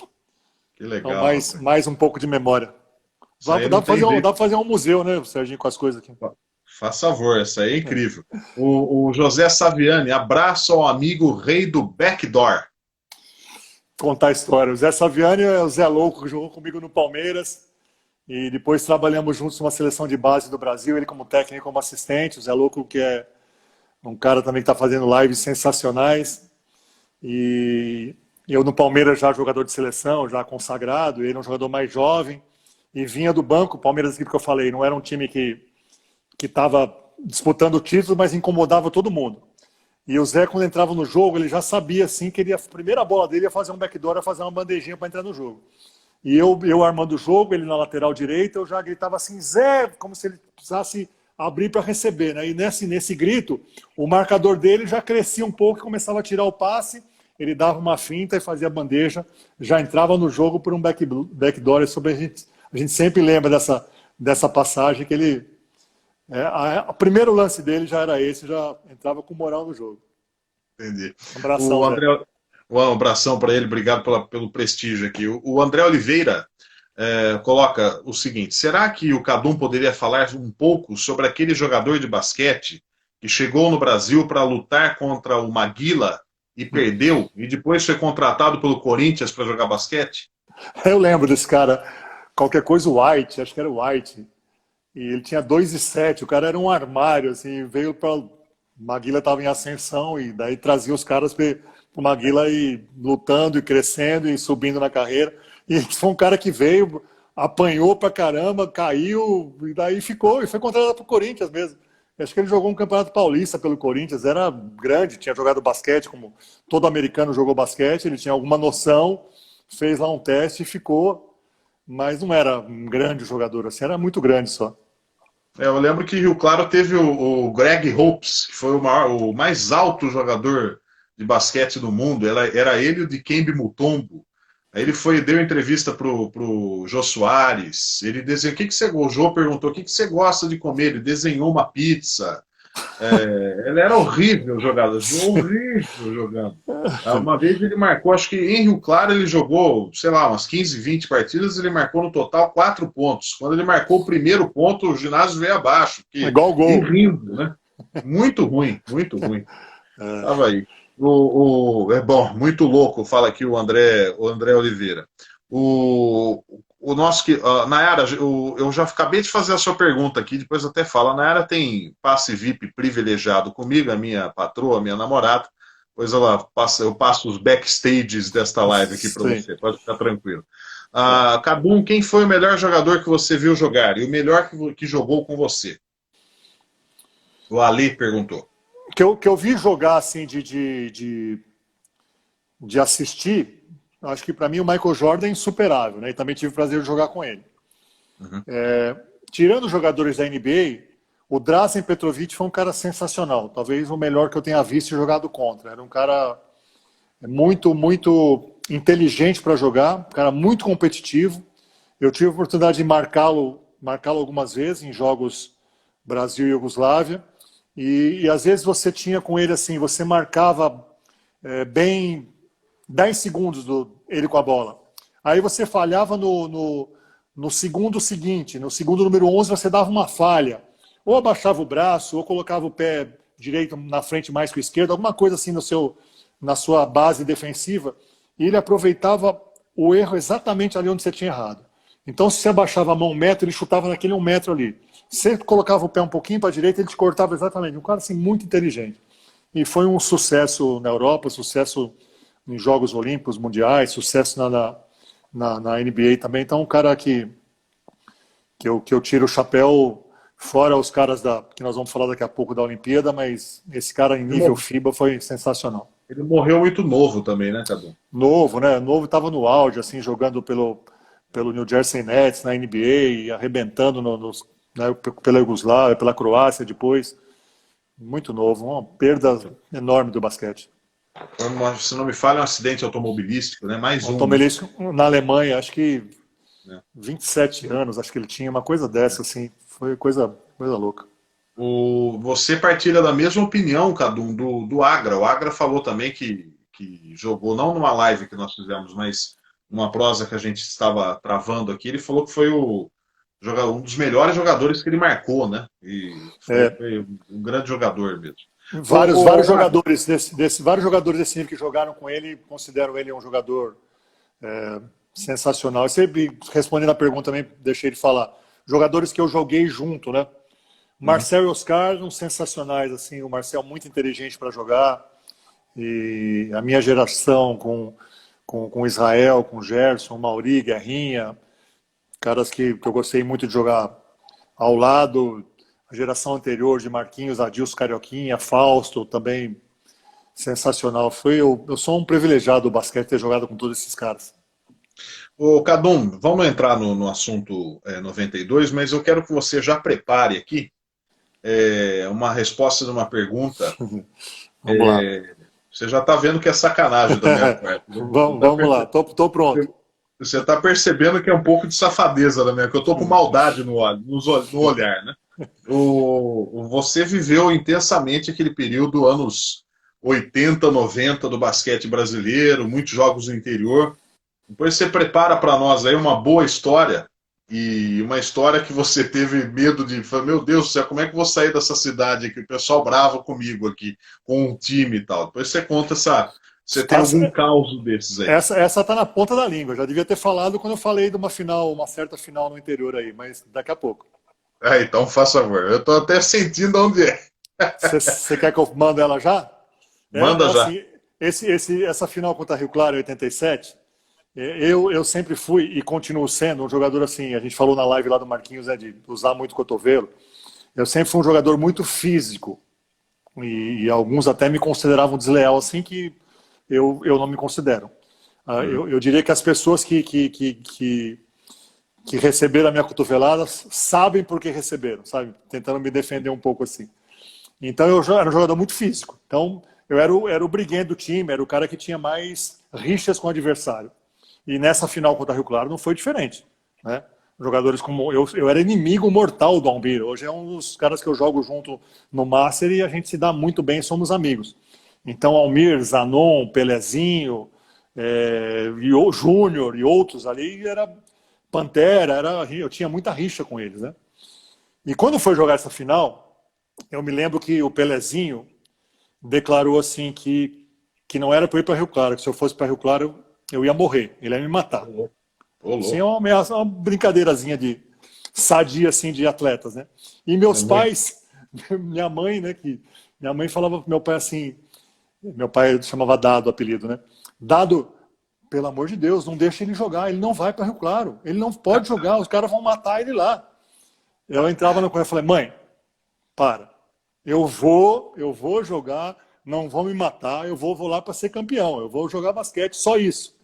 Então, é um lado que, não que eu tenha ficado com medo de sair de Rio Claro, mas, até porque Rio Claro ganhou, né? Não sei se seria diferente se tivesse perdido, mas esse lado de jogar contra a torcida de Rio Claro. Uma outra vez, juntando a história, jogando por Franca, pelo Dharma, fomos fazer também uma final contra Rio Claro, na final de brasileiro, que Rio Claro também ganhou depois, né?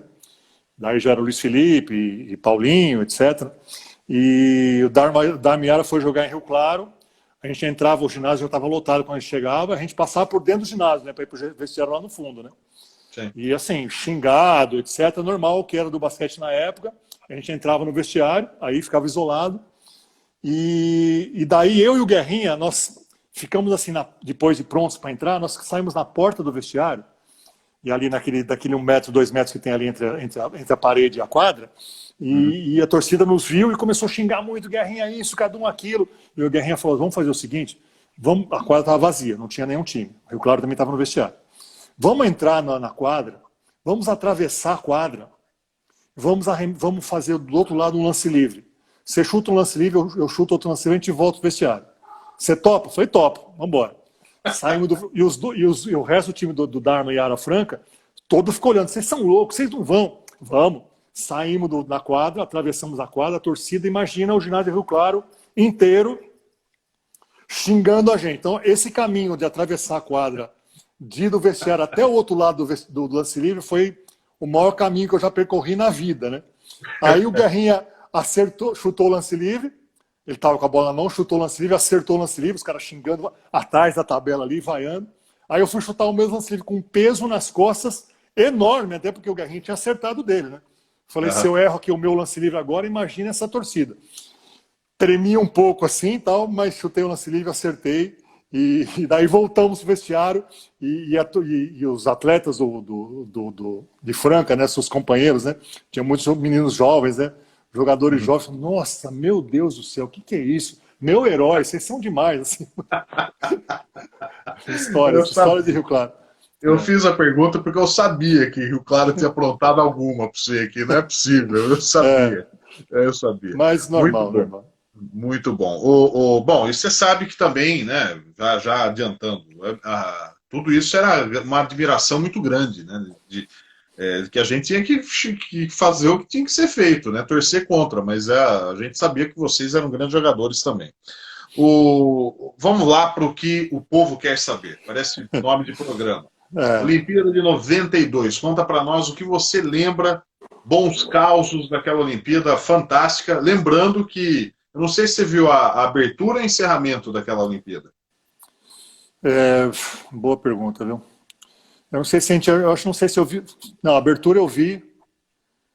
E não vou te dizer com certeza. Mas a abertura foi aquela do rapaz lá do arco e flecha lá que então, levou por quilômetros, né? Acho que essa eu não vi. Acho que a abertura de Barcelona eu não vi. Se tiver algum amigo aí que estava lá, talvez a gente não tenha ido, que às vezes quando tem o desfile de abertura é um negócio muito desgastante, né? Você vai muito antes, espera muito tempo antes, e depois tem o desfile em si, fica muito tempo lá dentro, depois para voltar para organizar. E acho que a gente tinha jogo no dia seguinte, então nós acabamos não indo. Depois vou perguntar para o Medalha com certeza, mas quase 100% de certeza que nós não fomos nessa abertura aí. Mas no encerramento eu fui, sim. O cara do arco e flecha errou, então isso é bom te informar também, que acho que você já sabe disso, né? Errou eu vou um pouco em defesa dele, viu, Serginho? Eu já discuti isso com várias pessoas. Porque ali, né, a pira está aqui, né? Vamos imaginar a pira e programada para soltar o gás na hora que vai passar o fogo, né? Então, talvez o planejado não era ele acertar a flecha lá dentro. Era de passar realmente o fogo e o gás pegar o fogo nessa hora. Será que eu estou sendo muito otimista? Estou defendendo muito o cara? Você é um cara muito bom, viu? Você é um cara muito evoluído. Acho que foi um cara lá, um matuto lá que apertou um interruptor lá e apertou o clique. Foi. Fala para nós, como é que foi aquela Olimpíada e chegando no que todo mundo quer saber também, como é que é jogar em quadra contra o Dream Team? Bom, eu para falar dessa Olimpíada também preciso voltar um pouco no tempo, né, do que foi a preparação para essa Olimpíada. Quando surgiu o movimento mundial que permitia atletas profissionais na Olimpíada, né, após a Olimpíada de 88 de Seul. Quando se confirmou isso, do time ir com o Dream Team original, o time dos sonhos número 1 e único, todo jogador de basquete no planeta queria ter a oportunidade de jogar contra eles, né? E a gente, felizmente, teria a chance de jogar contra eles no pré-olímpico, que aconteceria 2 meses antes da Olimpíada, um tempo assim, que aconteceu em Portland, nos Estados Unidos. Os Estados Unidos teria que jogar o pré-olímpico também. Classificavam-se 3 nesse pré-olímpico de Portland, e era a chance de a gente jogar com eles. Mas o Brasil, ainda bastante cotado internacionalmente, né? A gente foi para esse pré-olímpico com grande favoritismo fora dos Estados Unidos para ser um dos times classificados para a Olimpíada, como acabou acontecendo. Sim. Então, o oba-oba em cima do time americano era tremendo, da mídia mundial e dos Estados Unidos, e de torcedor e funcionário do ginásio, e adversários, e árbitros, e mesário, todo mundo queria tirar foto com os caras, aparecer do lado dos caras. E nós, liderados por Oscar e Marcel, e a gente aceitou isso, claro, a gente não foi muito no lado de oba-oba em cima dos caras, de ser muito tiete, né? O Marcel dizia assim, a gente veio aqui para jogar com os caras, né? Vamos jogar na final com eles. Até então, nós vamos concentrar e focar no que nós temos que fazer, que é tentar nos classificar para a Olimpíada. Depois, quando chegar na final, a gente tira a foto, a gente faz o que for. Aconteceu que a gente acabou perdendo a semifinal, um desastre, um jogo perdemos para a Venezuela. Talvez em jogar 10 vezes com eles vão perder uma, perdemos exatamente aquela. Perdemos a chance de ir para a final do pré-olímpico e jogar contra o time dos sonhos. Isso aí foi um baque tremendo para todos nós. O baque do lado tiete da coisa, né? Do fã da coisa. Né? Uhum. Depois ganhamos a disputa terceiro e quarto, classificamos para a Olimpíada, mas ainda assim não sabia se jogaríamos com eles na Olimpíada. Depois, passou um tempo, saiu o grupo da Olimpíada, Brasil e Estados Unidos do mesmo grupo. Beleza. Oscar e Marcel, agora, sinto muito, mas agora nós somos tietes dos caras. Nós vamos aproveitar o momento. Se precisar levar máquina fotográfica embaixo, dentro do calção, nós vamos levar. Né? Então, essa foi a nossa conversa. Mas a preparação para uma Olimpíada, eu diria que a gente se preparou de duas formas. Preparar para jogar a Olimpíada e preparar para jogar contra o Dream Team. Duas coisas diferentes. O time foi bem cotado para ganhar uma medalha nessa Olimpíada. Né? Já falei aqui que nós terminamos em 5º lugar. Então, nosso primeiro jogo era o time que era contra a Croácia. Então, nossa preparação foi muito para jogar com o time da Croácia. Não se pensava no time americano. Se pensava na nossa sequência de jogos na classificação e o time americano seria apenas o 4º time que a gente ia jogar. Né? E nós jogamos a classificação, perdemos da Croácia, depois perdemos mais um jogo. Jogamos com eles assim bem à vontade, bem para curtir o jogo, né? Para aproveitar o momento, sabendo que não teria nenhuma chance de vencer, apesar daquela venceu o impossível em 87, mas essa de 92 realmente era mais que o impossível. Né? Então nós entramos para esse jogo com eles, ainda tendo que nos classificar, mas entramos para curtir esse jogo. Né? Para curtir muito os nossos ídolos. A gente era fã dos caras, tremendamente fã dos caras. Né? E esse jogo foi assim, muito legal, porque eu tenho uma emoção grande que eu guardo desse jogo, que até também está aqui do lado, que eu guardo como carinho, que eu vou mostrar já para vocês, que na apresentação eu era número 9 na seleção, camiseta que eu herdei do Marquinhos quando ele saiu da seleção, e o Michael Jordan era número 9 na seleção americana. Então, na hora do cumprimento dos dois times, eu fui cumprimentar o cara, fui cumprimentar o Michael Jordan, né? E desejar bom jogo para ele, como se ele precisasse, mas desejar bom jogo para ele. E trocamos umas palavras rápidas e eu dei uma camiseta do Brasil para ele, uma camiseta de aquecimento, e ele me deu um broche dos Estados Unidos e um boné. Um boné americano daquele time. É o boné que eu vou pegar ele para mostrar para vocês. É o boné que eu guardo comigo até hoje como se fosse uma medalha que eu não ganhei na Olimpíada, né? Porque e daí eu falo nas minhas palestras, eu falo principalmente com criança, né? Mas tio, como é que foi cumprimentar o cara? Bom, primeiro eu queria que vocês entendessem que é mais ou menos como hoje. Se você joga futebol, você vai jogar contra o Messi ou contra o Cristiano Ronaldo. Se você joga basquete, você vai jogar contra o LeBron James. Era mais ou menos essa que eu tinha na época, né? Mas como é que foi? Você indo na direção dele, você estava tranquilo? Eu falei, estava muito tranquilo. Só minhas pernas que tremiam um pouco, mas o resto eu estava bem tranquilo para cumprimentar o cara, né? Então ele me deu, deixa eu pegar aqui. Ele me deu esse boné. Acho que eu vou virar o telefone, acho que fica melhor, viu, Serginho? Deixa eu sair um pouco que eu guardo com muito carinho, que é o boné e a medalha de participação naquela Olimpíada, né?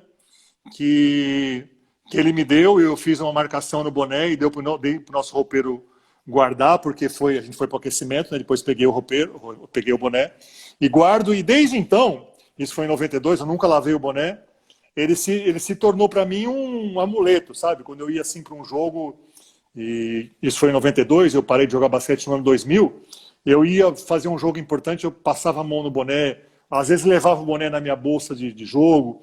Eu tinha uma prima que jogou na Seleção Brasileira Juvenil, foi para o Mundial Juvenil, foi até medalha de prata, eu emprestei o boné para ela levou na bagagem dela para disputar o Mundial.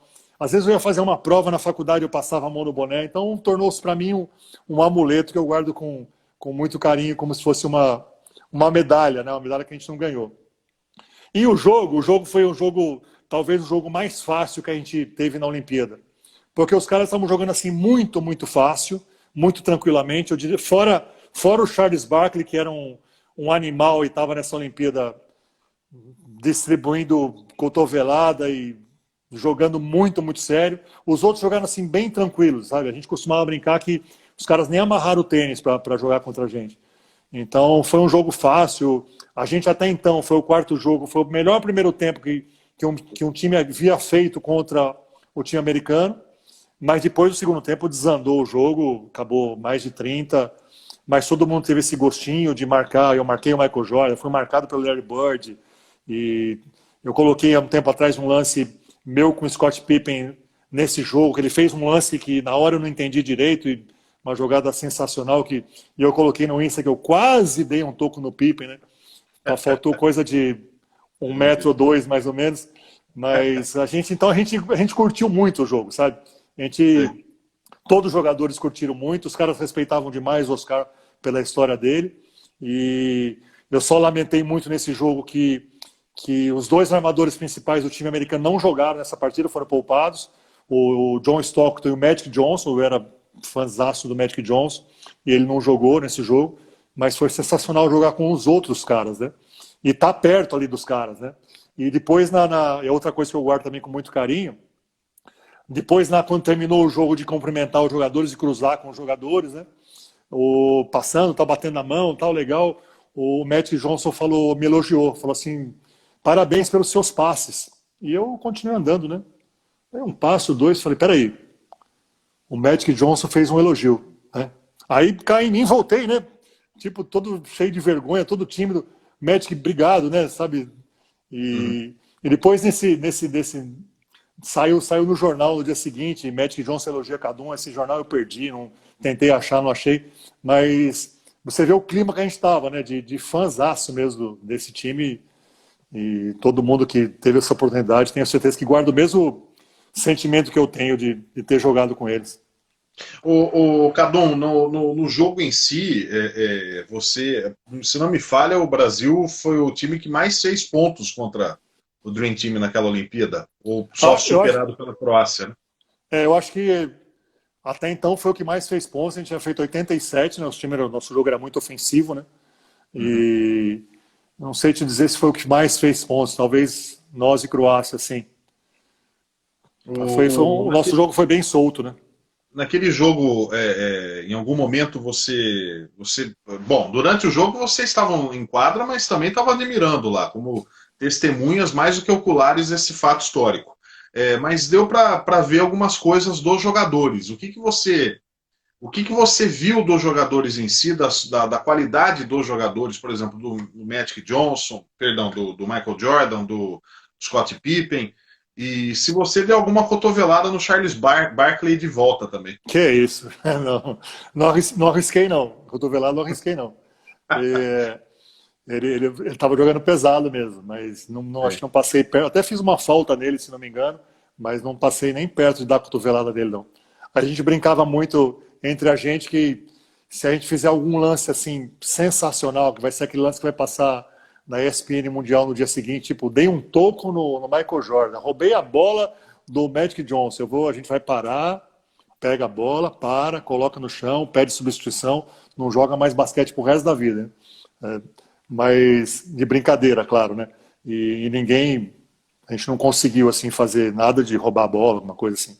Mas o que mais me impressionou foi o lado deles físico e técnico, caras grandes, né? Pessoas grandes com muita mobilidade, com muito salto. O Larry Bird, um cara de 2,7, um cara metendo bola. Olha que legal, essa aqui. Esse quem está falando aqui é o Pelé, que é companheiraço de Mackenzie, de Massa. Ele falou: acho que foi o único jogo que você não deu uma cotovelada. Talvez tenha sido, viu, Pelé? Um abração, Pelé, amigaço. Ele fez uma boa colocação aqui também, até ele colocou: grande Cadum, chegou ao principal do Pinheiros ainda juvenil, quando eu era o capitão do time e virou um dos meus ídolos. Que legal. Isso mesmo, é legal. Eu jogava categoria de base no Pinheiros e já tinha o Pelé lá em cima no adulto, e eu fazia até, vamos dizer, 6 anos eu já estava jogando no adulto do Pinheiros e comecei a me desenvolver ali para o basquete. Um abração pro Pelé. O Luiz Alberto Machado, é isso, que está nos acompanhando aqui. Um abração, Luiz. Obrigado pelo prestígio. O Michael Jordan é tudo aquilo ou é muita mídia aqui em cima dele? É tudo aquilo e muito mais, viu? Tudo aquilo e muito mais. É um cracaço de bola na época, já era, e a gente teve a oportunidade de ver isso ao vivo. Tivemos a oportunidade de constatar isso agora também nessa série da Netflix, né, The Last Dance. E eu também brinco nas palestras que eu faço, que eu tinha um acordo pessoal com ele, com o Michael Jordan, de fazer nós dois um confronto de jogos melhor de 7. Né? Claro que é brincadeira, hein? E daí nós jogamos 2 vezes no Pan-Americano de 83, em Caracas, que eles foram campeões, ele não era profissional ainda. Depois eles ganharam as 2. Depois jogamos mais uma vez na Olimpíada de 92. Eles ganharam, ele ganhou o 3º jogo, mas era uma melhor de 7 que a gente tinha combinado. Então, a melhor de 7 ele precisava ter feito 4 vitórias. Ele fez só 3. Então, eu considero 3 vitórias e abandono. Que o Michael Jordan não nos escute, né? Que você viu como ele é competitivo, né? Capaz dele querer marcar um joguinho 1 contra 1 comigo aí. Ele colocou a série mostra muito isso, né? Isso. Eu fiquei muito mais fã dele depois dessa série. Eu já era muito, fiquei muito mais fã depois dessa série.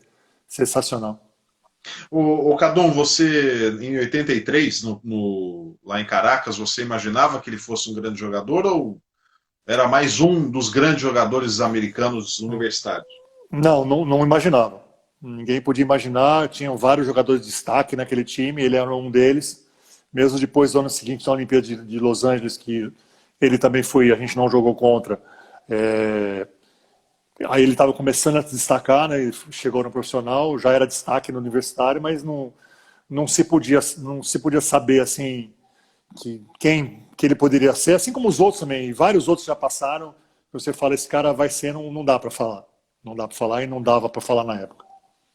Eu não sei se eu entendi errado, até me desculpe se eu fizer uma pergunta tosca agora, mas pelo que eu entendi, você jogou contra, mas jogou com ele também.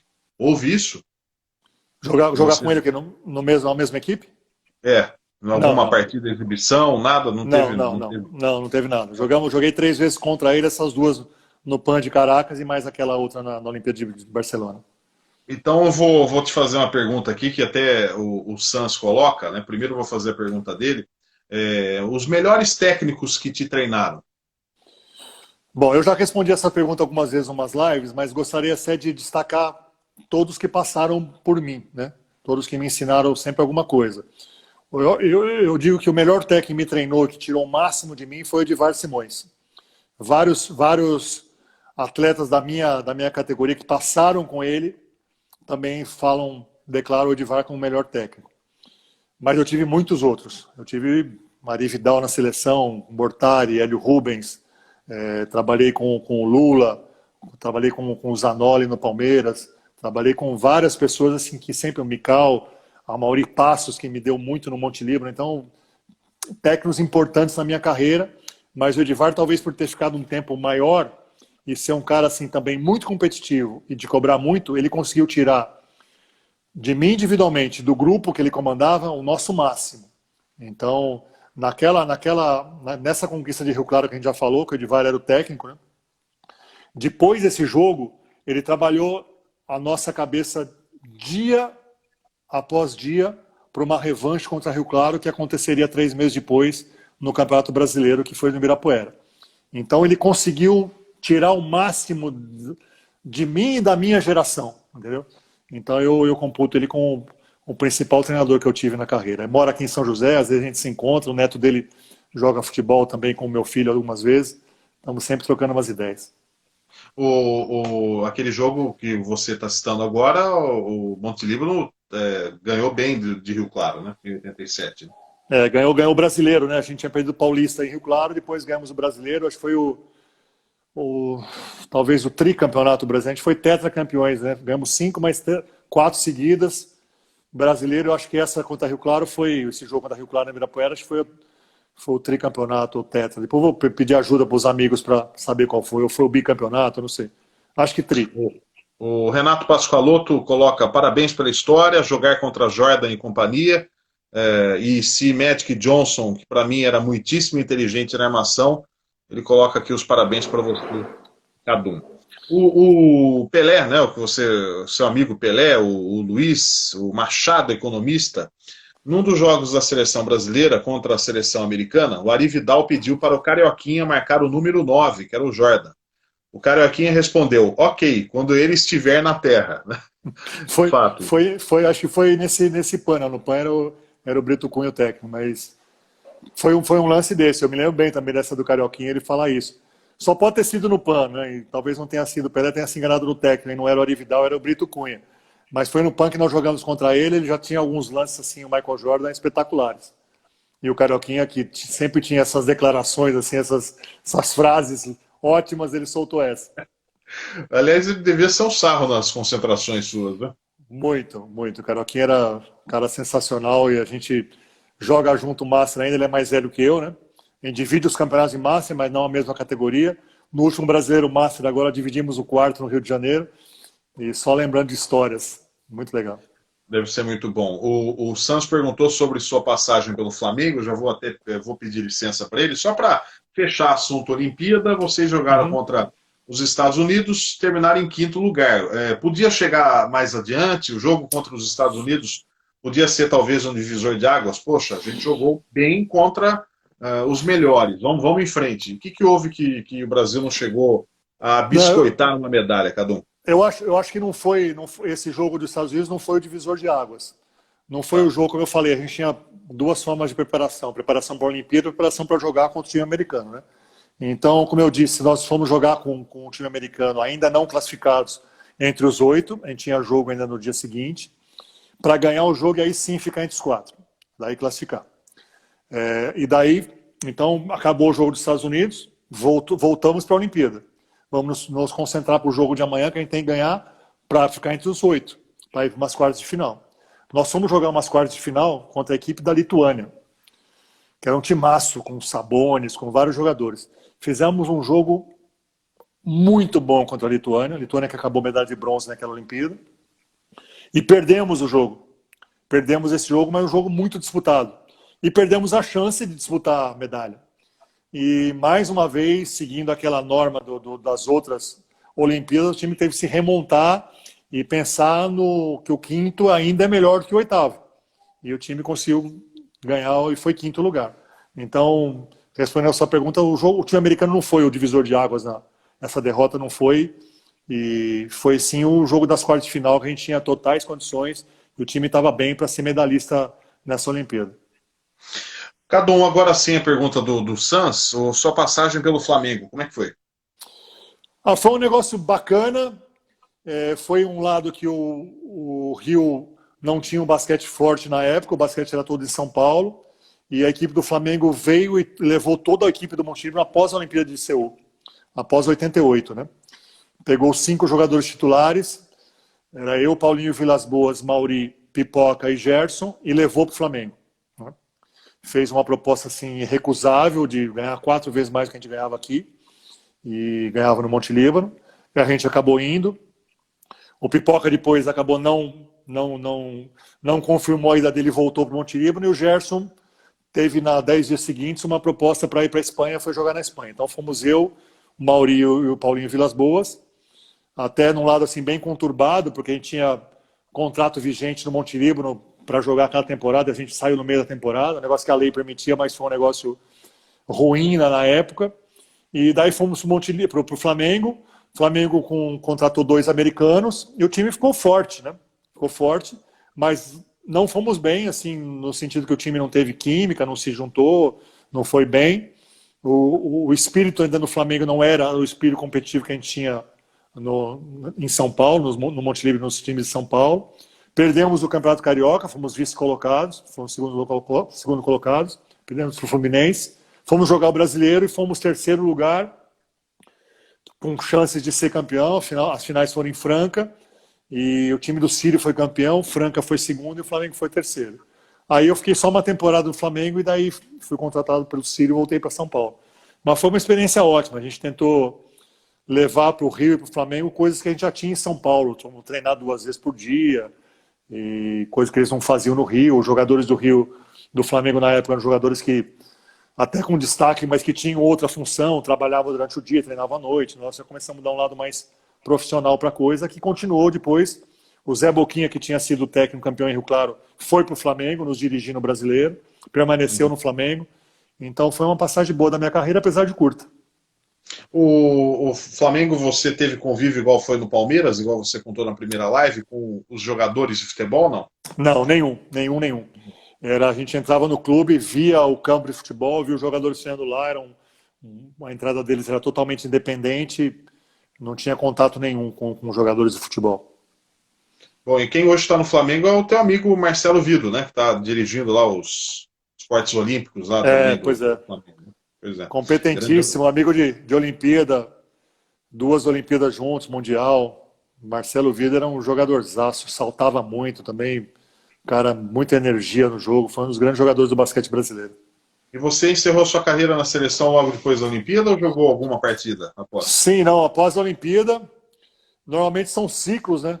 Né? E depois, quando termina assim uma Olimpíada, aí a confederação vai repensar as coisas e aí sempre tem, após essa Olimpíada, a Auri Vidal saiu, né?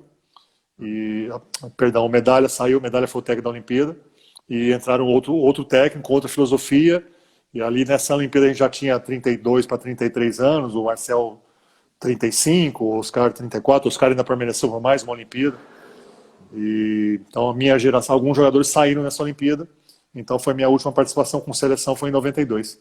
Mas você acha que daria tempo ainda para disputar 96? Eu, em 96, a gente falando 4 anos depois da Olimpíada, eu estava ainda bem atuante no basquete brasileiro, ainda joguei por mais 4 anos. Difícil dizer isso, viu, Serginho? Eu acho que eu estava num nível bom de basquete, mas não fiquei assim.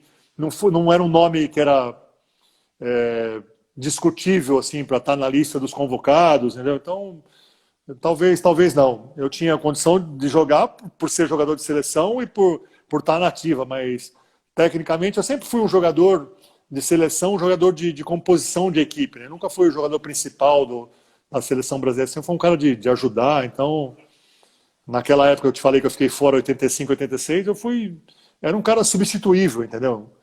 Então, depois de 92, o Oscar era fundamental na seleção ainda, como foi na Israel, Paulinho e Mauri, Pipoca, mas eu era um cara substituível. Cadum, eu acho que o fato é que você não tem nenhum reparo com relação à sua carreira, né? Há alguma coisa que você possa dizer, poxa, deveria ter feito isso, deveria ter feito aquilo? Porque vendo muito, muito de longe, mas ao mesmo tempo um pouco de perto aí pelo que você contou, você fez uma carreira primorosa.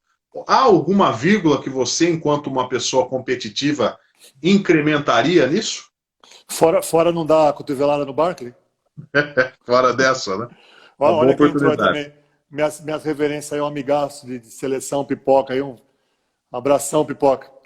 Grande abraço. Grande. Pipoca também já complicou muito a nossa vida aqui, viu? É, Muitas vezes. Grande jogador. Grande companheiraço jogador. de Monte Líbano, de seleção brasileira. Então, essa do Barkley, é claro que é uma brincadeira. Eu não tenho, viu, Serginho? Não tem nada assim que eu me arrependa do que eu tenha feito. Quando faz uma pergunta desse sentido, eu me lembro muito que nessa final do Pan-Americano, eu não terminei o jogo. Eu fiz uma quinta falta no momento que estava importante no jogo. Claro que é um negócio que você não pode contar. Eu estava jogando com toda a minha energia e a falta aconteceu. Então, vou lamentar de ter feito a quinta falta, talvez um pouco isso. E depois, muitos anos depois, eu encontrei no Campeonato Mundial, encontrei com um árbitro que apitou aquela final, que apitou essa quinta falta minha, e um tcheco, né, o Kotleba, que está na FIBA até hoje, e eu falei, professor, Mr. Kotleba, poxa, aquela quinta falta, não precisava ter apitado, né? Ele dava risada e falou assim, mas foi falta. Mas, puxa, você podia ter deixado, mas foi falta, cada um desculpa, né? Então, eu brinco com ele, mas então, de arrependimentos, nenhum. Muito bem. Eu não estou vendo nenhuma outra pergunta aqui.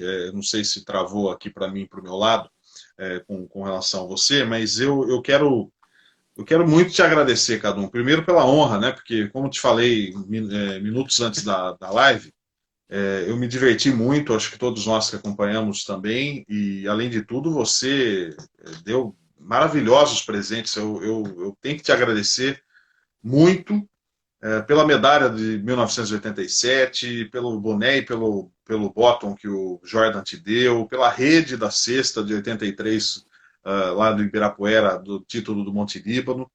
E não só por isso, mas pela sua gentileza, pela sua educação, pelo prestígio que você deu a mim e também ao Marquinhos na live que fiz com ele na semana passada. E quero te convidar para mais outras oportunidades, afinal você está na ativa ainda, está comandando o basquete de Mogi, um belíssimo projeto, e você tem muita história para contar. Alguém fez uma ótima pergunta aqui, uma ótima colocação de que você deveria fazer uma biografia. Acho que já está na hora aí.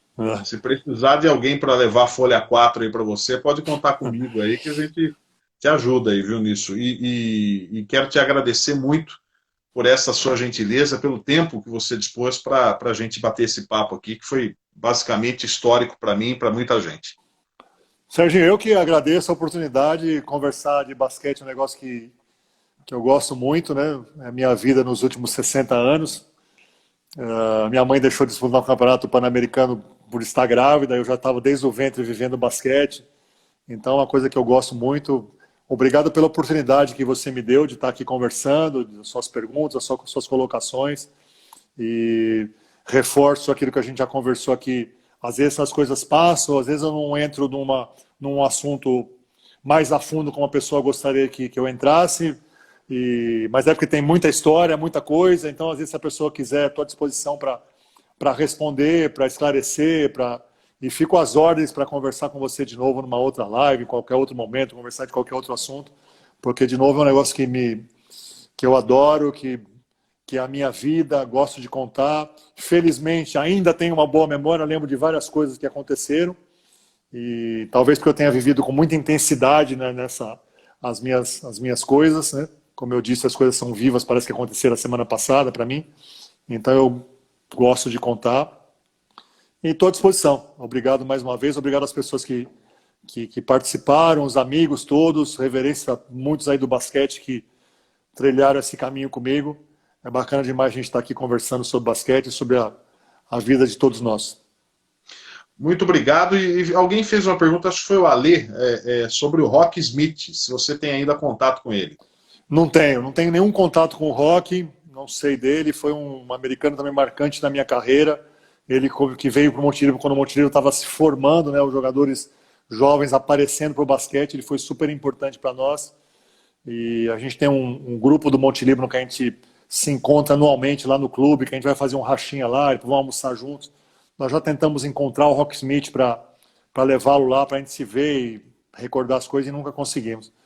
Então é um cara que me marcou, mas eu nunca mais tive contato com ele. Dos americanos que você jogou, ele foi um dos melhores, né? Foi um dos melhores, foi um dos melhores. Eu tive muito contato também no time que até jogou junto com o Agra, com o Virgil Wallace, que também era um americano muito bom, o Raymond Townsend, que tinha jogado NBA e veio também para o Monte Líbano. Depois, mais no final da minha carreira, ou no meio da carreira para frente, joguei com o Leon Jones em Franca, que até é falecido esse ano agora, que é um americano que jogou em Limeira, jogou aí próximo a você, jogou no Flamengo, americano muito amigo, sensacional pivô. Então, alguns caras que marcaram a minha carreira. E outros, né, adversários, né, que também marcaram do lado negativo, no sentido de ser muito difíceis de marcar, né? Não sei se você se lembra do Aikens, que jogava em Limeira, um americano canhoto. O filho dele até joga profissional futebol americano hoje nos Estados Unidos, eu tenho contato com ele. Também era um cara que eu brigava muito e hoje a gente conversa. O Dexter em Franca, um cara que também fortíssimo. Americanos que eu não joguei junto, mas joguei contra e sofri demais também. O Zé Boquinha, numa live, falou que o Dexter Shows era pirado, totalmente pirado, né? Ele era. Ele era loucão mesmo. Ele entrava no jogo maluco em todos os sentidos, assim. Mas era um excelente jogador. Foi jogar na Venezuela, acabou preso lá. Não sei depois o que aconteceu com ele. O cara era maluco, mas era cracaço de bola. Malucaço. Ô Cabum, para mim foi uma honra. Eu não tenho palavras para te agradecer pela gentileza, pelas imagens, pelos fatos. E que honra, depois de muitos anos. Eu nunca imaginava, quando vi o jogo de 1987, quando vi o jogo do Brasil contra o Dream Team em 92, poder ter o privilégio de te entrevistar. E como te falei muitas vezes, eu admirei você aqui em Rio Claro e para mim é uma honra mesmo poder te entrevistar e ter passado alguns bons momentos com você, vários bons momentos com você nessa live. Muito obrigado, viu, Cadum? Um abração, se cuide aí, rapaz. Legal demais, Serginho. Obrigado. Prazer foi todo meu. Se cuida também. Abraço para todos. Um abração para você. Obrigado. Até mais. E amanhã eu vou fazer uma live com o Sandro Varejão, que acho que você conhece, né, Cadu? Claro que sim. Não joguei com ele, né? Ele é posterior à minha carreira, mas claro que conheço. É uma pessoa muito doce também, muito bacana, muito solícita. E amanhã a gente vai bater um papo, a gente vai continuar nessa temática do basquete. Então, um grande campeão hoje, 4 Olimpíadas e muita história para contar. E amanhã, né, um pouco da família Varejão também contando sobre esse esporte que é emocionante. Obrigado, Cadu, um abração para você. Obrigado, um abraço a todos que acompanharam esse papo. Espero que tenham gostado. Até mais.